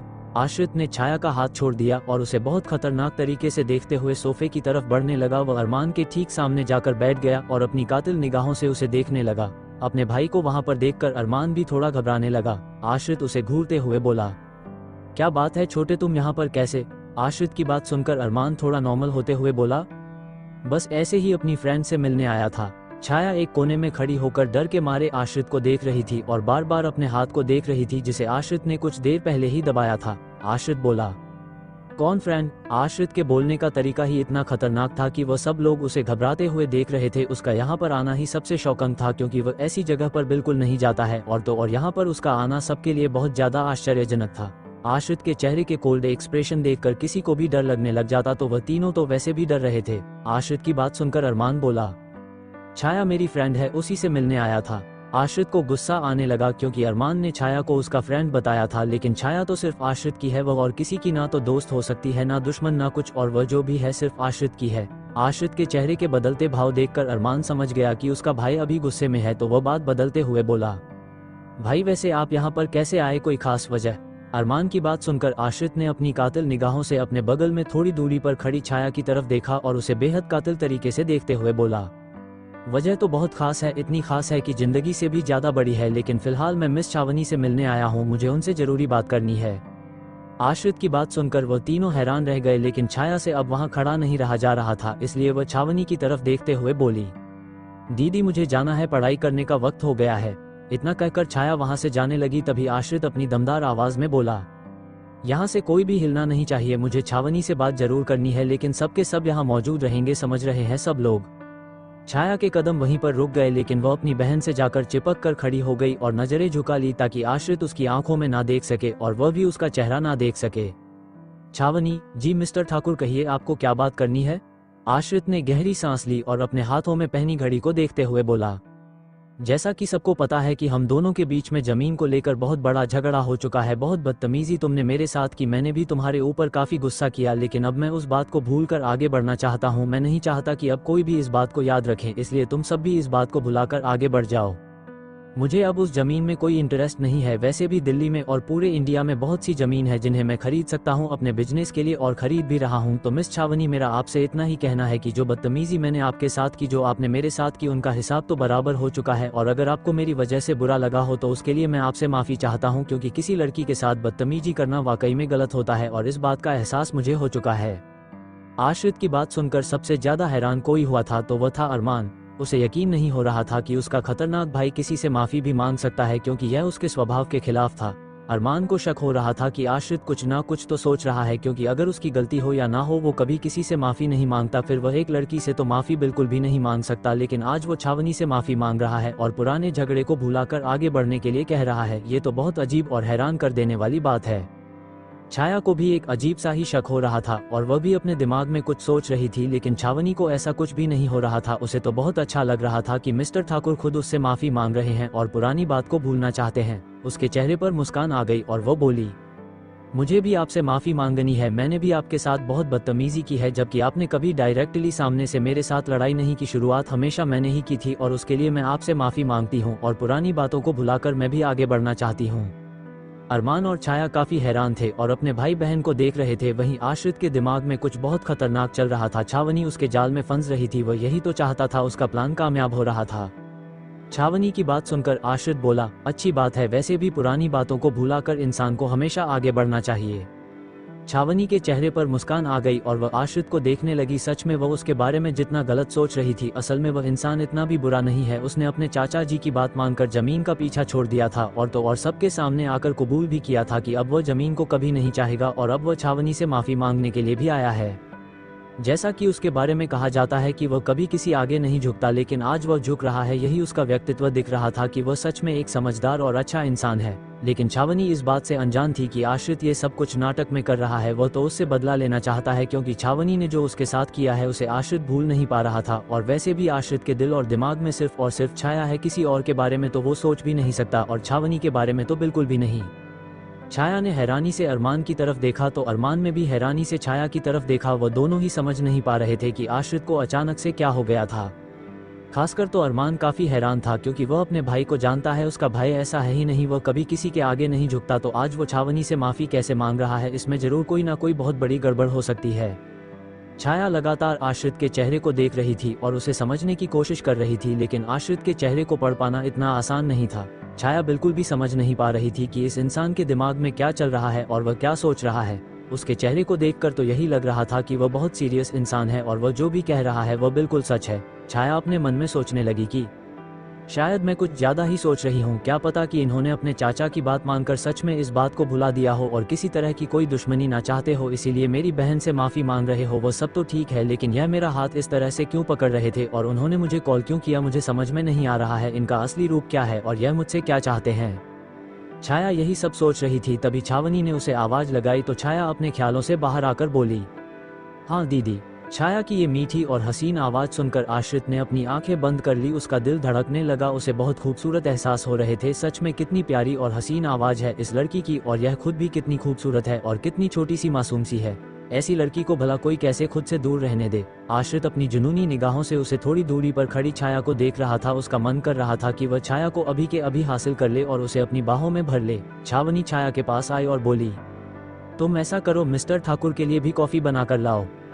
छाया ने हाँ कह दिया और वह वहां से जाने लगी। आश्रित को गुस्सा आने लगा। वह नहीं चाहता था कि छाया उससे दूर हो, वह तो चाहता था कि छाया उसके सामने खड़ी रहे। वह जा रही थी, तभी आश्रित बेचैन होकर जोर से बोला, कॉफी की कोई जरूरत नहीं है और छाया को यहाँ से जाने की भी कोई जरूरत नहीं है। ये सुनकर सब लोग हैरान रह गए, खासकर छाया। उसे आश्रित से अजीब सा डर लग रहा था। वो बहुत अजीब इंसान है, पता नहीं कभी क्या कहता है और कभी क्या करता है। छाया छावनी की तरफ देखने लगी तो छावनी ने उसे मना कर दिया और वहीं पर खड़े रहने के लिए कहा। छाया चुपचाप खड़ी हो गई और आश्रित उसे लगातार घूर रहा था। छाया से अब वहां खड़ा नहीं रहा जा रहा था, इसलिए वह जल्दी से अपने कमरे के अंदर चली गई। ये देखकर आश्रित को बहुत गुस्सा आया। वह अपनी जगह से खड़ा होने लगा, लेकिन उसे ख्याल आया कि वह ये सब क्या कर रहा है और फिर से अपनी जगह पर चुपचाप बैठ गया। लेकिन उसे बहुत गुस्सा आ रहा था। छाया की हिम्मत कैसे हुई उसे इस तरह से इग्नोर करके जाने की, अब को उसे छोड़ेगा नहीं। अरमान ने गहरी सांस ली और आश्रित की तरफ देखते हुए बोला, अच्छा हुआ भाई जो आप लड़ाई को यहीं खत्म कर रहे हैं। वैसे भी अब हमें सब कुछ भूलकर आगे बढ़ना चाहिए। हम सबकी अपनी लाइफ है जिसमें हमें खुशी से जीना चाहिए। आश्रित ने हाँ में अपनी गर्दन हिला दी और बार बार उस तरफ देखने लगा जहां से छाया चली गई थी। वो तो यहाँ पर छाया से मिलने आया था और लगे हाथ छावनी से भी बदला लेना चाहता था, लेकिन छाया उसके सामने भी नहीं आ रही थी। अब आश्रित ज्यादा देर वहां पर नहीं रुक सकता था, क्योंकि उसके पास इतना वक्त नहीं था। उसे अपना बिजनेस भी हैंडल करना था। आश्रित अपनी जगह से खड़ा हुआ और बोला, अब मैं चलता हूँ। इतना कहकर आश्रित वहां से जाने लगा। तभी छावनी बोली, वैसे अब जब हम सबके बीच में सब कुछ ठीक हो चुका है, हम लोग नॉर्मली बिहेव कर रहे हैं, तो मैं चाहती हूँ कि परसों आप दोनों भाई मेरी बहन की बर्थडे पार्टी में आए। एक्चुअली हमारा कोई है नहीं और हम दोनों मिलकर ही बर्थडे सेलिब्रेट करते हैं, लेकिन अब हम दोनों चाहते हैं कि आप दोनों हमारे बर्थडे पार्टी में आए, अगर आपको कोई दिक्कत ना हो तो। छावनी की बात सुनकर अरमान एक्साइटेड होकर बोला, अरे वाह, बर्थडे पार्टी, मुझे तो उसमें आना बहुत पसंद है, मैं तो पक्का आऊंगा। आश्रित ने अरमान को घूरा और छावनी की तरफ देखते हुए बोला, तुम्हारे कहने का मतलब है कि छाया का बर्थडे? छावनी, हाँ उसका परसों बर्थडे है और उसे अपना बर्थडे सेलिब्रेट करना बहुत पसंद है। बच्ची जैसी है वो और मैं हमेशा से उसका बर्थडे बहुत अच्छे से सेलिब्रेट करती हूँ। मम्मी पापा के जाने के बाद वह दुखी रहने लगी थी, लेकिन मैं कोशिश करती हूँ कि उसे हर छोटी बड़ी चीज में खुशी मिले, इसलिए उसका बर्थडे सेलिब्रेट कर रही हूँ। हमेशा हम दोनों अकेले ही सेलिब्रेट कर रहे हैं, तो सोचा क्यों ना इस बार आप दोनों को भी इन्वाइट करें। मुझे पता आप बहुत बिजी रहते हैं, लेकिन हो सके तो आ जाना, मेरी बहन को अच्छा लगेगा। छावनी की बात सुनकर आश्रित के दिमाग में कुछ चलने लगा। उसके चेहरे पर कातिल मुस्कान आ गई। उसे एक और मौका मिल रहा था छाया से मिलने का, और वह इस मौके को कैसे छोड़ सकता है। आश्रित, अगर तुम्हारी बहन को बर्थडे सेलिब्रेट करना इतना ही पसंद है तो तुम घर में क्यों पार्टी दे रही हो? तुम्हें तो किसी अच्छे क्लब में पार्टी देनी चाहिए जहां पर बहुत से लोग आएंगे। छावनी बोलिए, लेकिन छाया को ये सब पसंद नहीं है, उसे बस अपने लोग पसंद है और छोटी सी पार्टी पसंद है, तो बस मैं एक छोटी सी पार्टी करना चाहती हूँ। आश्रित बोला, इस बार छाया की बर्थडे पार्टी मेरी तरफ से होगी, आप ये समझ लीजिए कि यह मेरी माफी है एक तरह से। आश्रित की बात सुनकर छावनी बोली, नहीं इसकी कोई जरूरत नहीं है, हम दोनों को इसकी जरूरत नहीं है। आश्रित, मैं पछतावे स्वरूप ये पार्टी दे रहा हूँ तुम दोनों बहनों को, और वैसे भी मैं और मेरा भाई भी तो इस पार्टी में शामिल होंगे, इसमें कोई बड़ी बात नहीं है, आप दोनों बस तैयार रहना परसों की पार्टी के लिए। इतना कहकर आश्रित वहां से चला गया। छावनी उसे मना भी नहीं कर पाई। अरमान तो काफी खुश था, उसे अब एक और मौका मिलने वाला था छावनी से मिलने का, और वह इस मौके को जाने नहीं दे सकता था। आश्रित के जाने के बाद अरमान छावनी के सामने आया और बोला, देखो भाई ने कुछ भी गलत नहीं कहा है, अच्छा ही है वो पार्टी दे रहे हैं तो पार्टी को होने दो, मजा आएगा, हम सब लोग दोबारा से मिलेंगे। अरमान की खुशी को देखकर छावनी बोली, आपको बड़ी खुशी मिल रही है मेरी बहन की पार्टी में, क्या बात है? अरमान, पार्टी तुम्हारी बहन की खुशी की नहीं है, मुझे तो तुमसे मिलना है, वो भी दोबारा, इस बात की खुशी है। इतना कहकर अरमान फटाफट वहां से चला गया, इससे पहले कि छावनी उससे कुछ सवाल पूछती। अरमान के जाते ही छावनी सोचने लगी, जो अभी अभी अरमान ने कहा था उसके कहने का मतलब क्या था कि वह छावनी से मिलने के लिए इतना खुश है। छावनी के चेहरे पर भी मुस्कान आ गई, लेकिन वह किसी का एहसान नहीं लेना चाहती थी, लेकिन मिस्टर ठाकुर कहकर गए थे कि वह माफी स्वरूप ये सब कर रहे हैं, तो छावनी में भी उन्हें ज्यादा रोका नहीं। वो जल्दी से छाया के पास आया और उसने छाया को सब कुछ बताया, तो ये सुनकर छाया हैरान रह गई और बोली, नहीं दी, हमें इन सब की कोई जरूरत नहीं है, तुम तो कभी किसी का एहसान नहीं लेती, तो फिर उस इंसान से इतना बड़ा एहसान कैसे ले लिया तुमने? और मुझे मेरे बर्थडे पार्टी में वह इंसान बिल्कुल भी नहीं चाहिए था। छावनी हैरानी से बोली, तुझे उस इंसान से इतनी प्रॉब्लम क्यों है? मैं मानती हूँ पहले उसने जैसा बर्ताव किया वह गलत था, लेकिन उसने हमसे माफी मांग ली है, और अब इससे ज्यादा और क्या चाहिए? छाया, वो जो भी हो, मुझे वो इंसान समझ नहीं आता है, और जब तक मुझे कोई इंसान समझ ना आए मैं उस पर यकीन नहीं कर सकती। मुझे तो लगता है कि वह इंसान अभी भी गड़बड़ है। मेरी बात मानो तो तुम भी उससे दूर रहो दीदी, और उससे बात करने की या किसी भी तरह का कोई रिश्ता रखने की जरूरत नहीं है। छावनी, उनसे कोई रिश्ता नहीं रख रही हूँ, उन्होंने बस माफी के स्वरूप जनरली एक पार्टी ऑर्गेनाइज की है तुम्हारे बर्थडे के लिए, उसमें हम जा रहे हैं, इसमें कोई बड़ी बात नहीं है। और तुम बात को इतना बढ़ाओ मत, अब सब कुछ ठीक हो चुका है, नॉर्मल हो चुका है, तो तुम्हें भी इतना ज्यादा टेढ़ा सोचने की कोई जरूरत नहीं है। कितनी बड़ी कंपनी का मालिक जिसके पास किसी चीज की कोई कमी नहीं है, उसने मेरी बात मानकर एक जमीन को छोड़ दिया, इसके अलावा अपनी बदतमीजी के लिए हमसे माफी भी मांगने आया। उस इंसान पर तुम शक कर रही हो, उसे अभी भी गलत समझ रही हो, ये तुम्हारी गलती है। छाया, तुम्हें पॉजिटिव सोचना चाहिए। और तुम्हें हो क्या गया है? तुम मिस्टर ठाकुर से इतना घबरा क्यों जाती हो? मैंने नोटिस किया कि तुम उनके सामने भी नहीं देखती हो, तुम उन्हें देखकर भाग जाती हो, वह कोई शैतान है क्या जो तुम उनसे डरती हो?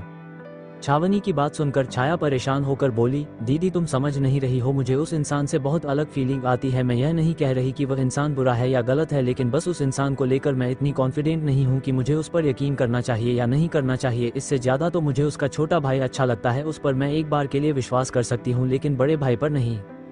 छावनी, ऐसे किसी इंसान से दूर नहीं भागना चाहिए, क्या पता किस्मत हमें उस इंसान से जोड़ दे। छावनी की बात सुनकर छाया बोली, ऐसा मत करो दीदी, मुझे उस इंसान से बिल्कुल नहीं जुड़ना है, मुझे उससे कोई मतलब ही नहीं है। वह अपनी जिंदगी में खुश और मैं अपनी जिंदगी में खुश, और देखो दीदी अगर ऐसा ही है तो इस बर्थडे पार्टी को कैंसिल कर दो। उम्मीद है आज की कहानी आपको पसंद आई होगी। ऐसी और फैंटेसी स्टोरी के लिए चैनल को सपोर्ट करें। मिलते हैं अगले एपिसोड में, धन्यवाद।